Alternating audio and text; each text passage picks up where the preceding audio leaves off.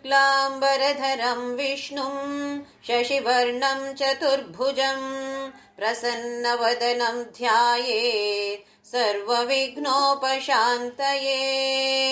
गुरुर्ब्रह्मा गुरुर्विष्णु गुरुर्देवो महेश्वरः गुरुः साक्षात् परब्रह्म तस्मै श्रीगुरवे नमः। सरस्वती नमस्तुभ्यं वरदे कामरूपिणी विद्यारम्भं करिष्यामि ಸಿದ್ಧಿರ್ಭವತು ಮೇ ಸದಾ. ಹರಿ ಓಂ. ಎಲ್ಲರಿಗೂ ಶುಭೋದಯ. ದಿವ್ಯವಾದ, ಭವ್ಯವಾದ, ನೂತನವಾದ, ನಿತ್ಯ ನೂತನವಾದ, ನಿತ್ಯ ಪುರಾತನವಾದ, ಅತ್ಯಂತ ಪವಿತ್ರವಾದ ನಮ್ಮ ಒಳಗೆ ಇರುವಂತಹ ಅದ್ಭುತವಾದ ದೇವಾಲಯಕ್ಕೆ ಎಲ್ಲರಿಗೂ ಪ್ರೀತಿಯ ಆತ್ಮೀಯ ಸ್ವಾಗತ. ನನ್ನ ಗುರುವಾಗಿರುವ ಕೇರಳದ ಕಾಂಜಂಗಾಡಿನ ಆನಂದಾಶ್ರಮದ ಪಪ್ಪಾ ಸ್ವಾಮಿ ರಾಮದಾಸ್ ಮತ್ತು ನನ್ನ ತಾಯಿ ತಂದೆಯರ ಚರಣಾರವಿಂದಗಳಲ್ಲಿ ಅನಂತ ಪ್ರಣಾಮಗಳು. ಶ್ರೀಮಾತ್ರೇ ನಮಃ. ವಶಿನ್ಯಾದಿ ವಾಗ್ದೇವತೆಗಳಿಂದ ರಚಿಸಲ್ಪಟ್ಟ ಈ ಸ್ತೋತ್ರ ಆ ಜಗನ್ಮಾತೆಯ ಮನಸ್ಸಿಗೆ ತುಂಬ ಆಹ್ಲಾದವನ್ನು ನೀಡಿತ್ತು. ಹಾಗೆಯೇ ನಾವು ಕೂಡ ಪಠಣ ಮಾಡಿದಾಗ ಖಂಡಿತವಾಗಿಯೂ ಜಗನ್ಮಾತೆ ಪ್ರಸನ್ನಳಾಗ್ತಾಳೆ ಅಂತ ಹೇಳಿ ಎಲ್ಲ ವ್ಯಾಖ್ಯಾನದಲ್ಲಿಯೂ ಹೇಳಿದ್ದಾರೆ. ಹಾಗೆ ನಮಿಗೂ ಮನಸ್ಸಿಗೆ ಅದ್ಭುತವಾದ ಒಂದು ವರ್ಣಿಸಲಾಗದಂತಹ ಒಂದು ಅನುಭವ ಇರ್ಬೋದು, ಅಥವಾ ಒಂದು ಮನಸ್ಸಿಗೆ ಆಗುವಂಥ ಒಂದು ತಂಪಿನ ಭಾವ ಇದು ಇರ್ಬೋದು. ಇದೆಲ್ಲವೂ ಆ ಮಾತೆಯ ಅನುಗ್ರಹವೇ. ಅವಳ ಅನುಗ್ರಹ ಇಲ್ಲದೆ ಇದ್ದರೆ ಖಂಡಿತವಾಗಿಯೂ ನಾವು ಲಲಿತಾ ಸಹಸ್ರನಾಮ ಪಠಣವನ್ನು ಮಾಡುತ್ತಿರಲಿಲ್ಲ. ಅದರ ಅರ್ಥವನ್ನು ತಿಳಿಯುವ ಆಸಕ್ತಿಯೂ ನಮಗೆ ಹುಟ್ಟುತ್ತಾ ಇರಲಿಲ್ಲ.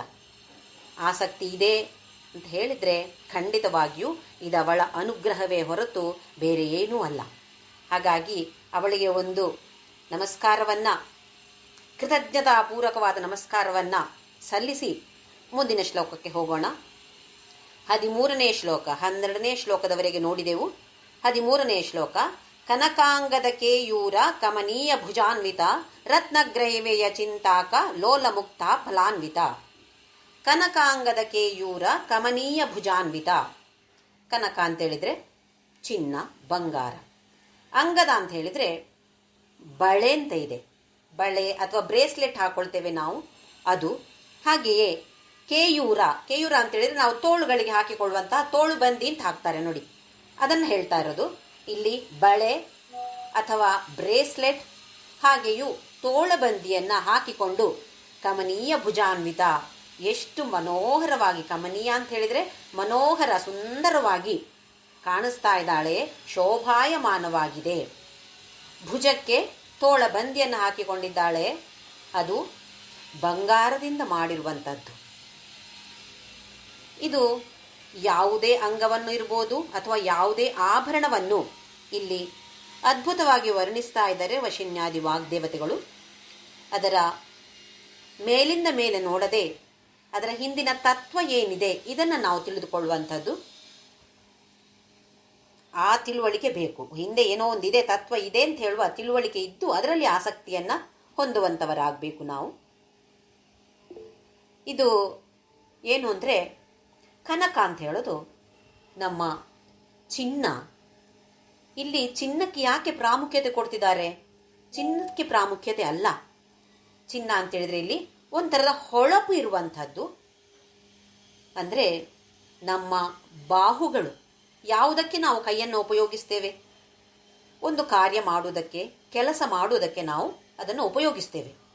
ಇಲ್ಲಿ ಹೊಳಪು ಅಂತ ಹೇಳಿದರೆ ನಿಸ್ವಾರ್ಥತೆಯಿಂದ ನಾವು ಕೆಲಸವನ್ನು ಮಾಡುವಂಥದ್ದಕ್ಕೆ ಇಲ್ಲಿ ಕನಕ ಅಂತ ಹೇಳಿದ್ದಾರೆ.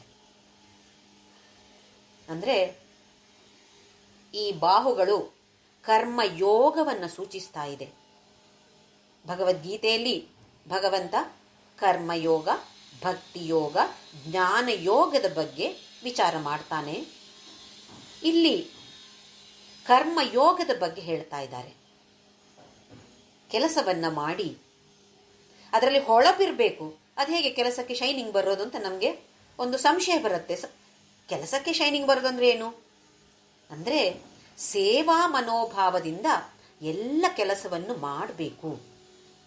ಇದು ಅವಳು ಬಾಹುವಲ್ಲಿ ಹಾಕಿಕೊಂಡಿರುವ ಕಮನೀಯವಾದ ತೋಳಬಂದಿಯ ಅಥವಾ ಕೈಯಲ್ಲಿ ಹಾಕಿಕೊಂಡಿರುವ ಬಳೆಗಳ ಹಿಂದಿನ ತತ್ವ. ಬಳೆಗಳನ್ನು ಹಾಕಿಕೊಂಡು, ಬಂಗಾರದ ಬಳೆಗಳನ್ನು ಹಾಕಿಕೊಂಡು ಏನು ಕೆಲಸ ಮಾಡದೆ ಮನೆಯಲ್ಲಿ ಕೂತ್ಕೊಳ್ಳಿ ಅಂತ ಹೇಳುವ ಅರ್ಥ ಅಲ್ಲ.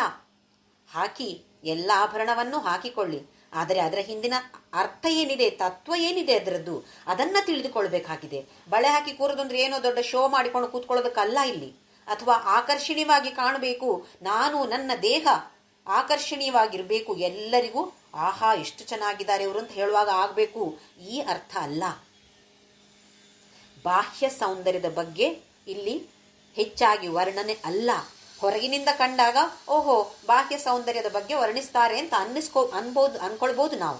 ಆದರೆ ಅದರ ಅರ್ಥವನ್ನು ತಿಳಿದುಕೊಂಡಾಗ ಓಹೋ ಈ ಬಾಹ್ಯದ ಸೌಂದರ್ಯಕ್ಕೆ ಏನು ಬೆಲೆ ಇದೆ, ಇವತ್ತಿದೆ ನಾಳೆ ಇರಲ್ಲ, ನಮಗೆ ಗೊತ್ತಿದೆ. ಒಳ್ಳೆ ಟೀನೇಜಲ್ಲಿ ಇದ್ದಾಗ 17, 18, 25, 26 ಎಷ್ಟು ಸುಂದರವಾಗಿದ್ರೂ ಕೂಡ 50 ದಾಟಿದ ಮೇಲೆ ಅಷ್ಟಕ್ಕಷ್ಟಕ್ಕೆ ಆಗಿ ಹೋಗ್ಬಿಡ್ತೇವೆ. 60 ದಾಟಿದ ಮೇಲೆ ಮತ್ತೆ ನೋಡಕ್ಕಾಗೋದಿಲ್ಲ ಅವರನ್ನ. ಅಂದ್ರೆ ಬಾಹ್ಯ ಸೌಂದರ್ಯ ಅಥವಾ ಈ ಪ್ರಪಂಚ ಲೌಕಿಕ ವಿಷಯವೇ ಕ್ಷಣಿಕ ಸುಖವನ್ನ ಕೊಡುವಂತಹದ್ದು. ಇಲ್ಲಿ ಈ ಕೈಗಳಲ್ಲಿರುವಂತಹ ಆಭರಣಗಳು ನಮಗೆ ಕರ್ಮಯೋಗವನ್ನು ಸೂಚಿಸ್ತಾ ಇದೆ. ಕನಕಾಂಗದ ಕೇಯೂರ ಕಮನೀಯ ಭುಜಾನ್ವಿತ, ಎಲ್ಲವನ್ನು ಕೂಡ ಸೇವಾ ಮನೋಭಾವದಿಂದ, ಸಮರ್ಪಣಾ ಮನೋಭಾವದಿಂದ ಕೆಲಸವನ್ನ ಮಾಡಿ. ಕರ್ಮಯೋಗ ಅಂತ ಹೇಳಿದ್ರೆ ಮಾಡೋದು ಕೆಲಸ ಎಲ್ಲರೂ ಮಾಡ್ತಾನೆ ಇರ್ತಾರೆ. ಆದರೆ ಆ ಕೆಲಸ ಮಾಡುವಾಗ ಒಂದು ಸಲ ಸಮರ್ಪಣಾ ಮನೋಭಾವ, ಆ ಭಗವಂತನ ಸ್ಮರಣೆ ಮಾಡಿ ನಿನಗೋಸ್ಕರ ಮಾಡ್ತಾ ಇದ್ದೇನೆ ಅಂತ ಹೇಳುವ ಭಾವನೆಯಿಂದ ಮಾಡುವುದೇ ಕರ್ಮಯೋಗ. ಇಲ್ಲ ಅಂದ್ರೆ ಕರ್ಮಯೋಗಿಗೂ ಕರ್ಮಿಗೂ ಇದೇ ವ್ಯತ್ಯಾಸ. ಕರ್ಮಿ ಅಂತ ಹೇಳಿದ್ರೆ ಎಲ್ಲ ಕೆಲಸವನ್ನ ಮಾಡುವಂಥವನು. ಯಾರಿಗೋಸ್ಕರ? ತನಗೋಸ್ಕರ ಮಾಡುವಂಥವನು. ಕರ್ಮಯೋಗಿ ಅಂತ ಹೇಳಿದ್ರೆ ಅದೇ ಕರ್ಮವನ್ನ ಯೋಗವಾಗಿ ಮಾರ್ಪಾಡು ಮಾಡುವಂಥವನು. ಅಂದ್ರೆ ಕೆಲಸವನ್ನ ಮೊದಲು ಒಂದು ಸಲ ಭಗವಂತನ ಸ್ಮರಣೆಯನ್ನು ಮಾಡಿ, ಭಗವಂತ ನಿನಗೋಸ್ಕರ ಮಾಡ್ತಾ ಇದ್ದೇನೆ, ಈ ಕೆಲಸ ಅದು ಹೇಗೆ ಇರಲಿ, ನನಗೆ ತಿಳಿದ ರೀತಿಯಲ್ಲಿ ನಾನು ಮಾಡ್ತೇನೆ, ಆದರೆ ಇದನ್ನು ನಿನಗೆ ಸಮರ್ಪಣೆ ಮಾಡ್ತೇನೆ ಅಂತ ಹೇಳೋ ಮನೋಭಾವನೆಯಿಂದ ಮಾಡಿದಾಗ ಅದೇ ಕೆಲಸ ಕರ್ಮಯೋಗ ಆಗಿ ತಯಾರಾಗುತ್ತೆ. ಇಲ್ಲಾಂದ್ರೆ ಬರೀ ಕರ್ಮ ಆಗಿ ನಾವು ಕರ್ಮಿಯಾಗಿಯೇ ಉಳಿತೇವೆ. ಇದು ಅವಳು ಕೈಯಲ್ಲಿ ಹಾಕಿಕೊಂಡಿರುವಂತಹ ಆಭರಣಗಳ ತತ್ವ. ಮುಂದಿನದು ರತ್ನಗ್ರೈವೇಯ ಚಿಂತಾಕ ಲೋಲ ಮುಕ್ತ ಫಲಾನ್ವಿತ. ಚಿಂತಾಕ ಅಂತ ಹೇಳಿದ್ರೆ ಅವಳು ಕತ್ತಿನಲ್ಲಿ ಹಾಕಿಕೊಂಡಿರುವ ಸರದಲ್ಲಿರುವಂತಹ ಪದಕ, ಪೆಂಡೆಂಟ್ ಅಂತ ಹೇಳ್ತೀವಿ ನೋಡಿ ನಾವು, ದೊಡ್ಡದಾದ ಒಂದು ಪೆಂಡೆಂಟ್ ಇದೆ ಅಂತ ಅವಳು ಹಾಕಿಕೊಂಡ ಸರದಲ್ಲಿ 3 ಎಳೆಯ ಸರ ಇದೆ. ಅದರಲ್ಲಿ ಒಂದು ಚಿಂತಾಕ ಅಂತ ಹೇಳುವ ಪದಕ.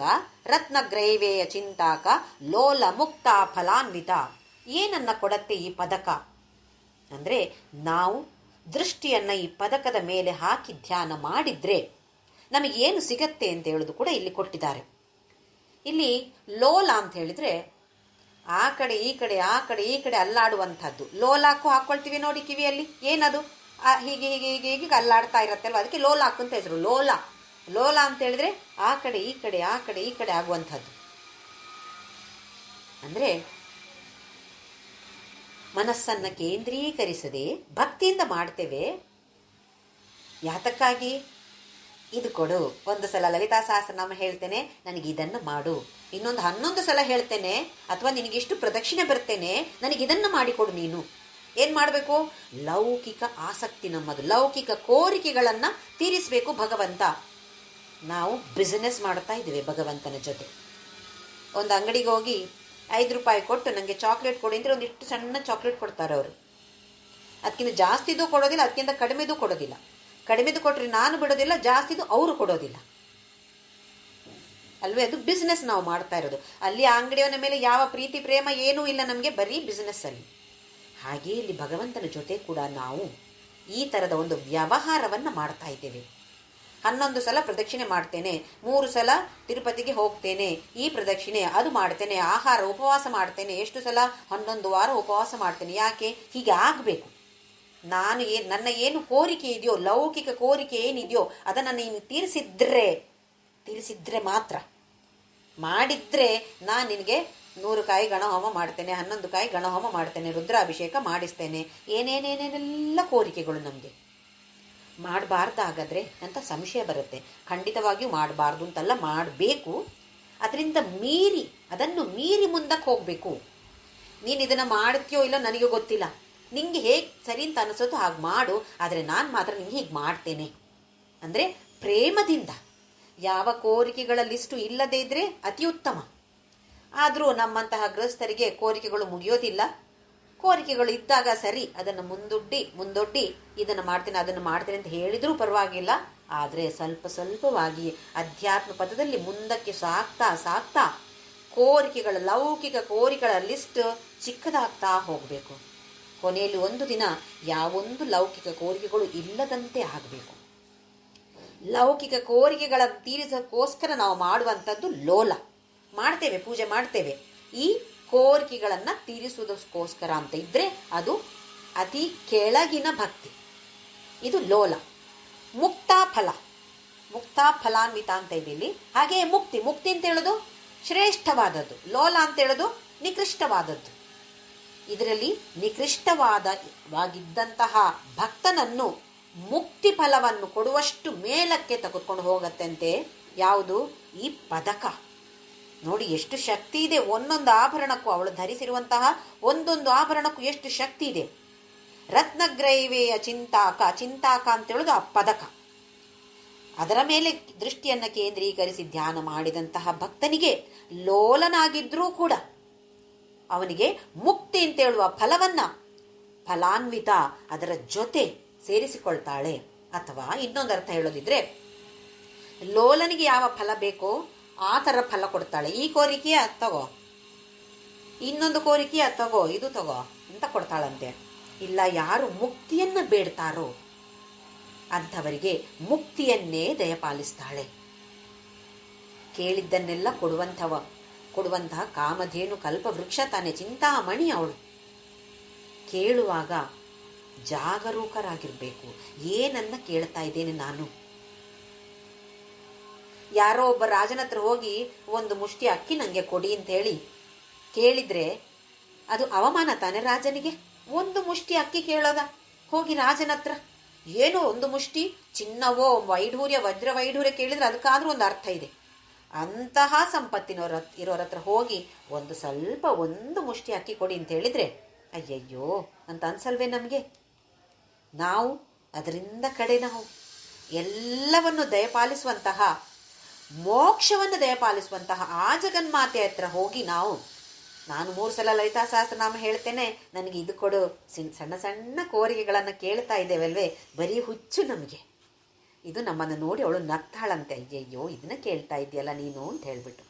ಅದನ್ನು ದಯಪಾಲಿಸ್ತಾಳೆ, ಅದು ಬೇರೆ ಸಂಗತಿ. ಮುಂದೆ 14ನೇ ಶ್ಲೋಕ.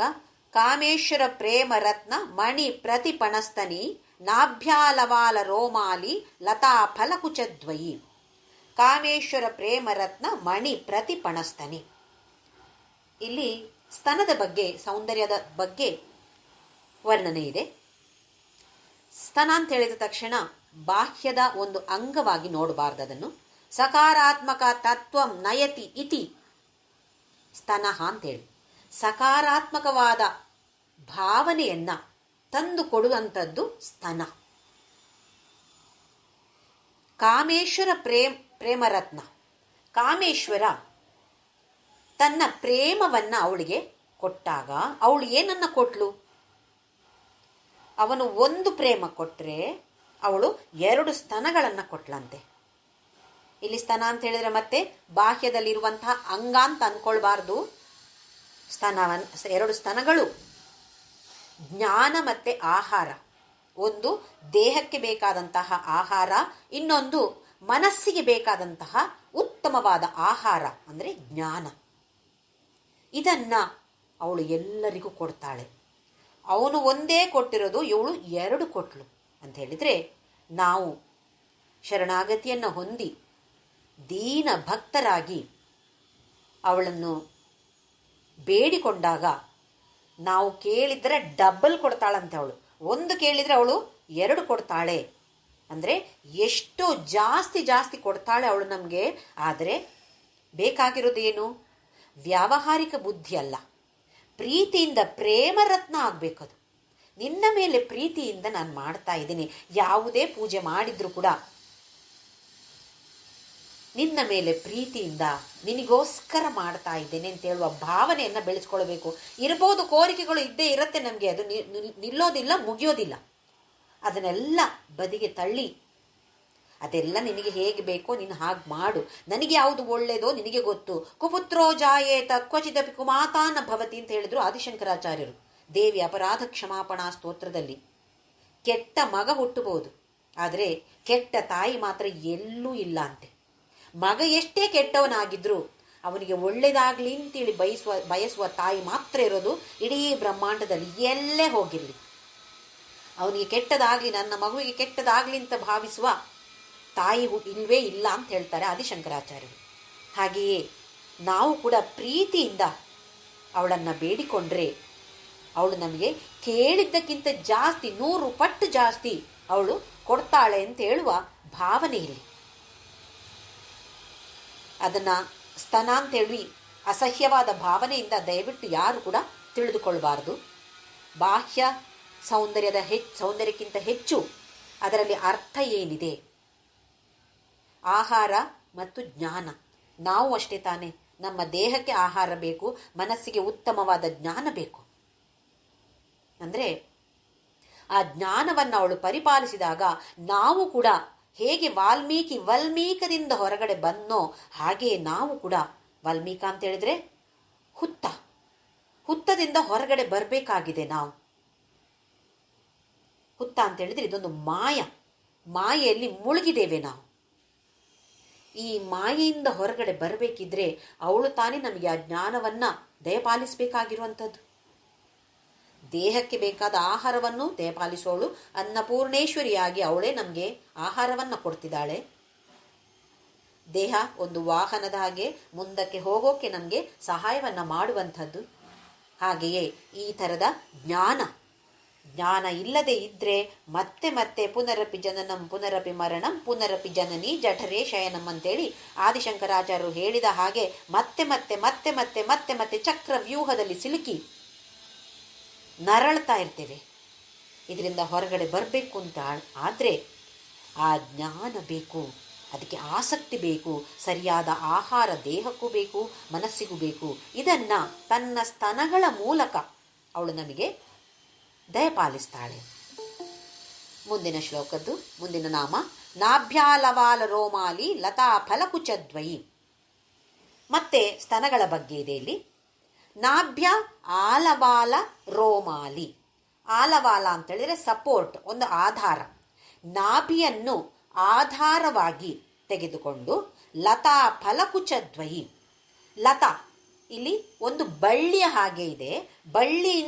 ಬಳ್ಳಿಯಲ್ಲಿ ಬಿಡುವಂತಹ ಅದು ಹಣ್ಣು ಇರ್ಬೋದು. ಲತಾ ಫಲಕುಚದ್ವಯಿ, 2 ಸ್ತನಗಳು ಹೇಗಿದೆ ಅಂತ ಹೇಳಿದ್ರೆ, ಈ ನಾಭಿಯಿಂದ ಮೇಲಕ್ಕೆ ಒಂದು ಬಳ್ಳಿ ಬಂದರೆ ಅದರಲ್ಲಿ ಹೇಗೆ 2 ಹಣ್ಣುಗಳಿರ್ಬೋದು ಆ ಥರ 2 ಸ್ತನಗಳು ಕಾಣಿಸ್ತಾ ಇದೆ. ಅಂದರೆ ಇಲ್ಲಿ ನಾಭಿ ಅಂತ ಹೇಳೋದು ಒಂದು ಕುಂಡದಾಗೆ ಅಂತ ಅಂದ್ಕೊಳ್ಬೋದು. ಅಲ್ಲಿಂದ ಅದು ಮತ್ತೆ ಮುಂದಿನ ಇದರಲ್ಲೂ ಬರುತ್ತೆ, ರೋಮ ಇರುತ್ತೆ, ಸಣ್ಣ ರೋಮ ಇರುತ್ತೆ ನೋಡಿ. ನಮಗೆ ಈ ನಾಭಿಯಿಂದ ಸಣ್ಣ ರೋಮದ ಸಾಲು ಇರುತ್ತೆ, ಅದು ಹೀಗೆ ಮೇಲೆ ಬರುತ್ತೆ. ಆಮೇಲೆ ಆ ಬಳ್ಳಿ ಅಥವಾ ಲತಾ ಅದು ಕೆಳಗಡೆ ಬೀಳದ ಹಾಗೆ ಈ ಸ್ತನ ಅದನ್ನು ಗಟ್ಟಿಯಾಗಿ ಹಿಡ್ಕೊಂಡಿದೆ. 2 ಸ್ತನಗಳು ಕೂಡ ಈ ಬಳ್ಳಿಯನ್ನು ಗಟ್ಟಿಯಾಗಿ ಹಿಡ್ಕೊಂಡಿದೆ. ಅದರ ಕೆಳಗಡೆ ಎಲ್ಲಿದೆ, ಅದರ ಆಧಾರ ಎಲ್ಲಿದೆ? ನಾಭಿಯಲ್ಲಿದೆ. ನಾಭಿಯಿಂದ ಶುರುವಾದ ಈ ಬಳ್ಳಿ 2 ಹಣ್ಣುಗಳು ಅಂದರೆ ಸ್ತನಗಳು ಸೇರಿಕೊಂಡಿವೆ. ಇದು ಆಧಾರವಾಗಿದೆ. ನಾಭ್ಯ ಆಲವಾಲ ಅಂತ ಹೇಳಿದ್ರೆ ಆಧಾರ, ರೋಮಾಲಿ ಅಲಿ ಅಂತ ಹೇಳಿದ್ರೆ ಒಂದು ಸಾಲು, ದೀಪಾವಳಿ, ವಳಿ ಇರ್ಬೋದು, ವಲಿ ಇರ್ಬೋದು. ವಳಿ ಅಂತ ಹೇಳಿದ್ರೆ ಸಾಲು, ದೀಪಗಳ ಸಾಲು. ಹಾಗೆ ಇಲ್ಲಿ ರೋಮಾವಳಿ, ರೋಮದ ಸಾಲು, ಸಣ್ಣ ರೋಮದ ಸಾಲು. ಹೇಗೆ ಕಾಣಿಸ್ತಾ ಇದೆ? ಇದು ಒಂದು ಚಂದ ಸುಂದರವಾಗಿರುವ ಲತಾ, ಬಳ್ಳಿಯಾಗಿದೆ, ಅದರಲ್ಲಿ ಬಿಟ್ಟಿರುವ 2 ಹಣ್ಣುಗಳು ಅಂತ ಹೇಳಿದರೆ ಈ ಕುಚದ್ವಯ ಅಥವಾ 2 ಸ್ತನಗಳು. ಮುಂದಿನ ಶ್ಲೋಕ. ಲಕ್ಷ್ಯರೋಮಲತಾಧಾರತಾ ಸಮುನ್ನೇಯ ಮಧ್ಯಮ ಸ್ತನಭಾರದಲನ್ಮಧ್ಯ ಪಟ್ಟಬಂಧವಲಿತ್ರಯ. ಲಕ್ಷ್ಯರೋಮಲತಾಧಾರತಾ ಸಮುನ್ನೇಯ ಮಧ್ಯಮ. ಈ ರೋಮಗಳ ಸಾಲು ಒಂದು ಆಧಾರವಾಗಿದೆ. ಎಲ್ಲಿಂದ ಹೊರಟಿದೆ? ನಾಭಿ ಅಂದರೆ ಮಧ್ಯಮ, ಮಧ್ಯ, ನಡು ಅಥವಾ ಸೊಂಟ ಹೇಗಿದೆ? ಸಣ್ಣಗಿದೆ. ನಾವು ಇಷ್ಟು ದೊಡ್ಡ ಹಣ್ಣುಗಳನ್ನು ಬಿಟ್ಟ ಈ ಬಳ್ಳಿ ಆಧಾರ ಎಷ್ಟು ಸ್ಟ್ರಾಂಗ್ ಆಗಿರಬೇಕು ಅಂತ ನೋಡಿದರೆ, ದಪ್ಪಗಿರಬೇಕು ಅಂತ ನೋಡಿದರೆ ಹೇಗಿದೆ? ಅದು ಸಣ್ಣಕ್ಕೆ ಇದೆ. ಮಧ್ಯಮ ಅಂತ ಹೇಳೋದು ಸಣ್ಣಕ್ಕೆ ಇದೆ. ಸೊಂಟ ಸಣ್ಣಕ್ಕೆ ಇದೆ. ಇದು ಸ್ವಲ್ಪ ನಾವು ಗಮನಿಸಬೇಕೋ ಏನೋ. ನಾವು ಈಗ ಅವಳಾಗೆ ಆಗಬೇಕು ಅಂತ ಹೊರಟವರು ನಮ್ಮ ಸೊಂಟ ಎಷ್ಟು ದಪ್ಪಕ್ಕಾಗಿರುತ್ತೆ, 1 ಹೆತ್ರೆ ಸಾಕು, 2 ಹೆತ್ರೆ ಕೇಳೋದೇ ಬೇಡ, ಹೊಟ್ಟೆ ದೊಡ್ಡಕ್ಕೆ ಬಂದಿರತ್ತೆ. ಮತ್ತು ಹೆಚ್ಚಿನವರಿಗೂ ಹಾಗೆ ಹೊಟ್ಟೆ ಬಂದುಬಿಡತ್ತೆ. ಆಮೇಲೆ ನಮಗೆ ಸ್ವಲ್ಪ ಯೋಗ ಎಕ್ಸಸೈಸ್ ಮಾಡೋಕ್ಕೆಲ್ಲ ಪುರ್ಸೊತ್ತಿರೋದಿಲ್ಲ. ಹಾಗಾಗಿ ಆ ಎಕ್ಸಸೈಸ್ ಯಾವುದು ಮಾಡದೆ ಹೊಟ್ಟೆ ಇನ್ನೂ ಬೆಳೀತಾ ಹೋಗುತ್ತೆ. ಮತ್ತೆ ಹೇಳ್ತೀವಿ ಅದು 40 ದಾಟಿದ ಹೆಂಗಸರಿಗೆ ಸಾಮಾನ್ಯ ಮಾರ್ರೆ, ನನಗೇನು ದೊಡ್ಡ ವಿಷಯ ಅಲ್ಲ ಅದು ಬೇರೆ ಹೇಳ್ಕೊಳ್ತೀವಿ ನಾವು. ಅದೇನು ತಪ್ಪಲ್ಲ ಅಂತ ಹೇಳಿ. ತಪ್ಪು ಅಂತಲ್ಲ, ಆದರೆ ಆರೋಗ್ಯದ ದೃಷ್ಟಿಯಿಂದ ಸೊಂಟ ಸಣ್ಣಗಾಗಿದ್ರೆ ಒಳ್ಳೆಯದು. ಹಾಗೆ ಸಾಮುದ್ರಿಕಾ ಶಾಸ್ತ್ರದ ಪ್ರಕಾರ ಸಣ್ಣ ನಡು ಇದ್ರೆ ಅದು ಉತ್ತಮ ಅಂತ ಹೇಳ್ತಾರೆ. ಹಾಗೆ ಇಲ್ಲಿ ಲಕ್ಷ್ಯರೋಮಲತಾಧಾರತ ಸಮುನ್ನೇಯ ಮಧ್ಯಮ, ಸಣ್ಣಕ್ಕೆ ಇರುವ ನಡು ಇದೆ. ಇಲ್ಲಿ ನಮಗೆ ಆಧಾರ ಅಂತ ಹೇಳಿದರೆ ನಮ್ಮ ಈ ಚೈತನ್ಯ ಅಥವಾ ನಾನು ಅಂತ ನಿಜವಾಗಿ ಯಾವುದಿದೆ, ಆತ್ಮ ಅಂತ ಹೇಳೋದೆ ಇಲ್ಲಿ ಆಧಾರ. ಇದು ಹಾಗೆ ಎಲ್ಲ ಕಾಣಿಸೋಕ್ಕೆ ಸಿಗೋದಿಲ್ಲ, ಸೂಕ್ಷ್ಮವಾಗಿರುವಂಥದ್ದು, ಹಾಗೆ ಸಣ್ಣಕ್ಕೆ ಇರುವಂಥದ್ದು. ದೊಡ್ಡ ಹೊಟ್ಟೆ ಅಂತ ಹೇಳಿದರೆ ನಾವು ಹೇಳ್ತಿರೋದಲ್ಲ, ಓಹೋ ಭಾರಿ ದುಡ್ಡು ಸಂಪಾದನೆ ಮಾಡಿದಾಗ ಕಾಣಿಸ್ತಾ ಇದೆ, ಒಳ್ಳೆ ಹೊಟ್ಟೆ ಬಂದಿದೆ ನಿಮಗೆ ಅಂತ ಹೇಳಲ್ವಾ? ಕೆಲವರು ನೋಡಿದರೆ ಸೈನ್ ಆಫ್ ಪ್ರಾಸ್ಪೆರಿಟಿ ಅಂತ ಹೇಳ್ತೀವಿ. ನಿಜವಾಗಿ ನೋಡಿದರೆ ಈ ಮಣಿಪೂರಕ ಚಕ್ರ ಅಂತ ಇದೆ ಹೊಟ್ಟೆಯಲ್ಲಿ. ನಾಭಿಯಿಂದ ಹಿಂದುಗಡೆ ಇರುವಂಥದ್ದು ಮಣಿಪೂರ ಚಕ್ರ. 7 ಚಕ್ರಗಳಿವೆ ನಮ್ಮ ದೇಹದಲ್ಲಿ. ಮಣಿಪೂರ ಚಕ್ರ ಇದು ನಮ್ಮ ಅಹಂಕಾರದ ದೊಡ್ಡ ಹೆಡ್ ಆಫೀಸ್. ಇಲ್ಲಿಂದಲೇ ಶುರುವಾಗದಂತೆ ಅಹಂಕಾರ. ಅಂದರೆ ದೊಡ್ಡ ಹೊಟ್ಟೆ ಇದ್ದರೆ ದುಡ್ಡು ಜಾಸ್ತಿಯೋ ಗೊತ್ತಿಲ್ಲ, ಅಹಂಕಾರ ಜಾಸ್ತಿ ಅಂತ ಹೇಳ್ತಾರೆ. ಹಾಗಾಗಿ ಕಡಿಮೆ ಮಾಡಿಕೊಳ್ಬೇಕು. ಯಾವುದನ್ನ? ಹೊಟ್ಟೆ ಕಡಿಮೆ ಮಾಡೋಕ್ಕೆ ಆಗದೇ ಇದ್ರೂ ಪರವಾಗಿಲ್ಲ, ಆದರೆ ಅಹಂಕಾರವನ್ನು ಖಂಡಿತವಾಗಿಯೂ ಕಡಿಮೆ ಮಾಡಿಕೊಳ್ಳೋ ಪ್ರಯತ್ನವನ್ನು ಮಾಡಲೇಬೇಕು ಎಲ್ಲರೂ. ಯಾಕೆಂದರೆ ಎಲ್ಲಿ ಲವಲೇಶ ಅಹಂಕಾರ ಇದ್ದರೂ ಕೂಡ ಅವಳು ಗೋಚರಿಸೋದಿಲ್ಲ ನಮಗೆ. ನಮ್ಮ ಎದುರೇ ಇದ್ದರೂ ಕೂಡ ಕಾಣೋದಿಲ್ಲ. ಅವಳು ಕಾಣಬೇಕು ಅಂತ ಇದ್ದರೆ ಅಹಂಕಾರ ಅಂತ ಹೇಳೋದು 0 ಆಗಬೇಕು, ನಾಶವಾಗಬೇಕು. ಇದು ಅದರ ಅರ್ಥ. ಸಣ್ಣ ಮಧ್ಯ, ನಡು ಸಣ್ಣ ಅಂತ ಹೇಳಿದರೆ ನೋಡಕ್ಕೆ ದೊಡ್ಡ ಹೊಟ್ಟೆ ಇದ್ದರೂ ಪರವಾಗಿಲ್ಲ, ಸಣ್ಣ ಹೊಟ್ಟೆ ಇದ್ದರೂ ಪರವಾಗಿಲ್ಲ. ಆದರೆ ಅಹಂಕಾರ ಅಂತ ಹೇಳೋದು ಸಣ್ಣ ಸಣ್ಣ ಸಣ್ಣ ಸಣ್ಣ ಆಗಿ ಒಂದು ದಿನ ನಮಗೆ ಅದು ನಾಶ ಆಗಲೇಬೇಕು, 0 ಆಗಲೇಬೇಕು. ಇದಕ್ಕೆ ನಾವು ಪ್ರಯತ್ನವನ್ನು ಮಾಡಬೇಕು. ಯೋಗ ಎಕ್ಸಸೈಸ್ ಮಾಡಿ ಹೊಟ್ಟೆ ಕಡಿಮೆ ಮಾಡೋಕ್ಕೆ ಪ್ರಯತ್ನ ಮಾಡಿದರೂ ಭಾರಿ ಒಳ್ಳೆಯದು, ಮಾಡದೇ ಇದ್ದರೂ ಪರವಾಗಿಲ್ಲ. ಆದರೆ ಅಹಂಕಾರವನ್ನು ಮಾತ್ರ ಖಂಡಿತವಾಗಿಯೂ ಎಲ್ಲರೂ ಕಡಿಮೆ ಮಾಡಿಕೊಳ್ಳಲೇಬೇಕು. ಇದು ಲಕ್ಷ್ಯರೋಮಲತಾಧಾರತ ಸಮುನ್ನೇಯ ಮಧ್ಯಮ ಸ್ತನಭಾರದಲನ್ಮಧ್ಯ ಪಟ್ಟಬಂಧವಲಿತ್ರಯ. ಈಗ ಈ ಆಹಾರ ಮತ್ತು ಜ್ಞಾನವನ್ನು ಕೊಡುವಂತಹ ಸ್ತನಗಳು ತುಂಬ ಭಾರವಾಗಿದೆ. ಸ್ತನಭಾರದಲನ್ಮಧ್ಯ, ಅವೆರಡರ ಮಧ್ಯದಲ್ಲಿ ಪಟ್ಟಬಂಧವಲಿತ್ರಯ, ವಲಿ, ತ್ರಿವಲಿ ಅಂತ ಹೇಳ್ತಾರೆ ಇದನ್ನು. 3 ಗೆರೆಗಳು, ಪಟ್ಟಿಗಳು ಅಂತ ಹೇಳ್ಬೋದು. ನೋಡಿ, 3 ಥರದ ಪಟ್ಟಿಗಳು ಬರುತ್ತೆ ಅಂತೆ. ಒಂದು ಹಣೆಯಲ್ಲಿ 3 ಪಟ್ಟಿಗಳಿರೋದು, ಕುತ್ತಿಗೆಯಲ್ಲಿ 3 ಪಟ್ಟಿ, ಆಮೇಲೆ ಹೊಟ್ಟೆಯಲ್ಲಿ 3 ಪಟ್ಟಿ. ನಮಗೂ ಹೊಟ್ಟೆಯಲ್ಲಿ 3 ಪಟ್ಟಿ ಬರ್ತದೆ. ಹೇಗೆ? ದಪ್ಪ ಆಗಿ ಪಟ್ಟಿ ಪಟ್ಟಿ ಪದರ ಪದರ ಕಾಣ್ತಾ ಇರುತ್ತಲ್ಲ ಕೆಲವರಿಗೆ. ಇದು ಹಾಗಿರೋದಲ್ಲ, ಸಣ್ಣಕ್ಕೆ ಇದ್ದರೂ ಕೂಡ ಅದರಲ್ಲಿ 3 ಪಟ್ಟಿಗಳಿದೆ ಅಂತೆ. ವಲಿ, ಬಂಧ ವಲಿತ್ರಯ ಅಂದರೆ ಇದು 3 ಸತ್ವ, ರಜ, ತಮ ಈ ಗುಣಗಳನ್ನು ಸೂಚಿಸುತ್ತೆ. ಹಾಗೆ ಬೇರೆ ಬೇರೆ ವಿಚಾರಗಳನ್ನು ಸೂಚಿಸುತ್ತೆ. ಬಾಲ್ಯಾವಸ್ಥೆ, ಯೌವನಾವಸ್ಥೆ, ವೃದ್ಧಾವಸ್ಥೆ. ಇದನ್ನು ಕೂಡ ಸೂಚಿಸುತ್ತೆ. ಆಮೇಲೆ ಭೂತಕಾಲ, ವರ್ತಮಾನ ಕಾಲ, ಭವಿಷ್ಯತ್ ಕಾಲ ಇದನ್ನು ಸೂಚಿಸುತ್ತೆ. ಎಲ್ಲೆಲ್ಲಿ 3 ಬರುತ್ತೋ ಇದನ್ನೆಲ್ಲ ನಾವು ನೆನ್ಪಿಟ್ಕೊಳ್ಬೇಕು. ಇದೆಲ್ಲವನ್ನು ಸೂಚಿಸ್ತಾ ಇದೆ ಆ ವಲಿ, ತ್ರಿವಲಿ. ಸ್ತನಭಾರದಲನ್ಮಧ್ಯ ಪಟ್ಟಬಂಧ ವಲಿತ್ರಯ, ತ್ರಯವಲಿ ತ್ರಿವಲಿ. ಸೌಂದರ್ಯ ಲಹರಿಯಲ್ಲಿ ತ್ರಿವಲಿ ಅಂತ ಹೇಳ್ತಾರೆ ಶಂಕರಾಚಾರ್ಯರು, ಇಲ್ಲಿ ವಲಿತ್ರಯ ಅಂತ ಹೇಳಿದ್ದಾರೆ. ಅಂದರೆ ಒಂದು ಕ್ಲಾರಿಟಿಯನ್ನು ಕೊಡತ್ತೆ ನಮಗೆ, ಯಾವ ಸಂಶಯ ಬಾರದೆ. ಏನು ಸತ್ವ, ರಜ, ಈ 3 ಗುಣಗಳು ಅಂದರೆ ಏನು, ನನ್ನಲ್ಲಿ ಯಾವುದಿರಬೇಕು, ಯಾವುದು ಪ್ರಧಾನವಾಗಿರಬೇಕು, ಈ ಥರದ ಒಂದು ವಿಚಾರವನ್ನು ಮಾಡುವಂತಹ ಪ್ರಚೋದನೆಯನ್ನು ನಮಗೆ ಕೊಡ್ತಾಳೆ ಅವಳು. ಈ ತ್ರಿವಲಿಗಳು ಏನನ್ನು ನಮಗೆ ಕೊಡುತ್ತೆ ಅಂತ ಹೇಳಿದ್ರೆ ಗುಣಗಳ ಬಗ್ಗೆ ವಿಚಾರ.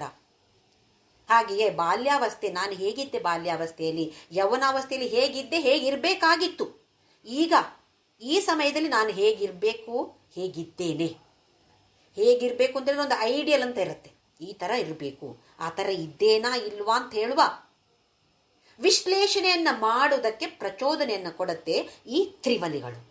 ಇಲ್ಲದಿದ್ರೆ ನಾವೇನು ಮಾಡ್ತೇವೆ, ನಾವು ವಿಶ್ಲೇಷಣೆ ಮಾಡೋದು ನಮ್ಮನ್ನು ಬಿಟ್ಟು ಪ್ರಪಂಚದಲ್ಲಿ ಎಲ್ಲರ ವಿಶ್ಲೇಷಣೆಗೆ ಹೊರಡ್ತೇವೆ. ನಾವು ನಮ್ಮನ್ನು ಮಾತ್ರ ಮಾಡಿಕೊಳ್ಳೋದಿಲ್ಲ. ನಾವು ಇದು ಉಲ್ಟಾ ಆಗಬೇಕಾಗಿದೆ. ಬೇರೆಯವರ ವಿಶ್ಲೇಷಣೆ ಅನಗತ್ಯ. ಅದು ಸಾಧನಾ ಪಥದಲ್ಲಿ ಇರೋರಿಗೆ, ಬೇರೆಯವರಿಗೆ ಪರವಾಗಿಲ್ಲ ಮಾಡಿಕೊಳ್ಳಿ, ಅವರು. ನಾವೆಲ್ಲ ಸಾಧನಾ ಪಥದಲ್ಲಿ ಇರುವಂಥವರು, ಸಾಧಕರು. 24 ಗಂಟೆಯೂ ಸಾಧಕರು ನಾವು. ಈ ಒಂದು ವಿಚಾರವು ನಮಗೆ ತಿಳಿದಿರಬೇಕು. ಆ ಜಗನ್ಮಾತೆ ಅಂತ ಹೇಳಿದರೆ ಆ ದೇವರ ಕೋಣೆಯಲ್ಲಿ 1 ಗಂಟೆ ಪೂಜೆ ಮಾಡಿ ಮತ್ತೆ ಬಾಗಿಲಾಕಿ, ಆಯಿತು ದೇವರ ಪೂಜೆ ಮುಗ್ದೋಯ್ತು ಇವತ್ತಿಗೆ, ಇನ್ನು ಬಂದು ನನಗೆ ಬೇಕಾದ ಹಾಗೆ ನಾನು ವ್ಯವಹಾರ ಮಾಡ್ಬೋದು, ನನಗೆ ಬೇಕಾದ ಹಾಗೆ ನಾನು ಮಾತನಾಡ್ಬೋದು, ನನಗೆ ಬೇಕಾದ ಆಲೋಚನೆಗಳು ನಾನು ಮಾಡಿಕೊಳ್ಬಹುದು. ಇದು ತಪ್ಪು. ಅವಳು ಎಲ್ಲ ಕಡೆಯಲ್ಲೂ ಇದ್ದಾಳೆ, ಎಲ್ಲರಲ್ಲಿಯೂ ಇದ್ದಾಳೆ, ಎಲ್ಲ ಪರಿಸ್ಥಿತಿಯಲ್ಲೂ ಅವಳಿದ್ದಾಳೆ. ಅವಳಿದ್ದು ನನ್ನನ್ನು ರಕ್ಷಣೆ ಮಾಡ್ತಿದ್ದಾಳೆ. ಈ ಭಾವನೆಯನ್ನು ತಂದುಕೊಳ್ಳಕ್ಕೆ ಇದು ಪ್ರಚೋದನೆಯನ್ನು ಕೊಡುತ್ತೆ ಈ ತ್ರಿವಲಿಗಳು. ಮುಂದೆ ಅರುಣಾರುಣ ಕೌಸುಂಭ ವಸ್ತ್ರಭಾಸ್ವತ್ ಕಟೀ ತಟಿ.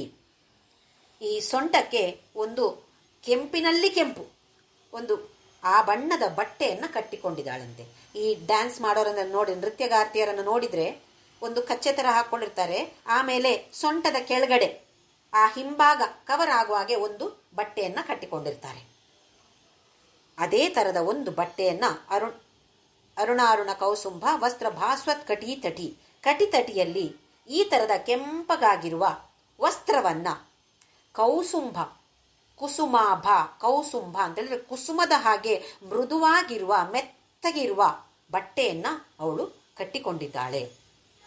ಬಟ್ಟೆ, ವಸ್ತ್ರ ಅಂತ ಹೇಳಿದ್ರೆ ಅದಕ್ಕೆ ಇನ್ನೊಂದು ಶಬ್ದ ಅಂಬರ.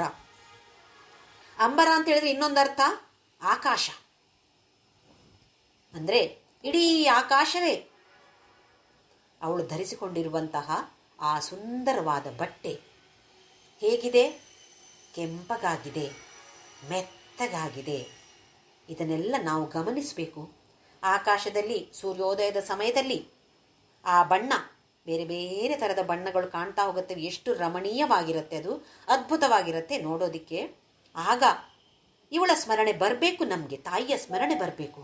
ಓಹೋ, ಇದೇ ನನ್ನ ತಾಯಿ ಹಾಕ್ಕೊಂಡಿರುವಂತಹ ಬಟ್ಟೆ, ಅವಳ ಕಚ್ಚೆ ಇದು, ಅವಳ ಸೀರೆ ಇದು, ಅವಳ ಬ್ಲೌಸ್ ಇದು. ಹೀಗೆ ನಾವು ನಮ್ಮನ್ನು ಕನೆಕ್ಟ್ ಮಾಡಿಕೊಳ್ಬೇಕು ಆ ತಾಯಿಯ ಜೊತೆ. ಸೂರ್ಯ ಅಂದರೆ ಯಾರು? ಅವಳೇ ತಾನೆ. ಅಥವಾ ಅವಳು ಕಳಿಸಿರೋದು, ಅವಳು ಸೃಷ್ಟಿ ಮಾಡಿರುವಂಥದ್ದು. ಒಂದು ಸೃಷ್ಟಿಕರ್ತ ಅಂತೇಳಿ, ಇನ್ನೊಂದು ಅವಳೇ ಸೃಷ್ಟಿ ಮಾಡಿರೋಳು, ಅವಳೇ. ಆ ಸೂರ್ಯನೂ ಅವಳೇ. ಹಾಗೆ ನಮ್ಮನ್ನು ಆ ಜಗನ್ಮಾತೆಯ ಜೊತೆ ಕ್ಷಣ ಕ್ಷಣಕ್ಕೂ ನಾವು ಜೋಡಿಸಿಕೊಳ್ಬೇಕು, ಕಾಣಬೇಕು ಅವಳನ್ನು ಎಲ್ಲ ಕಡೆಯಲ್ಲಿಯೂ.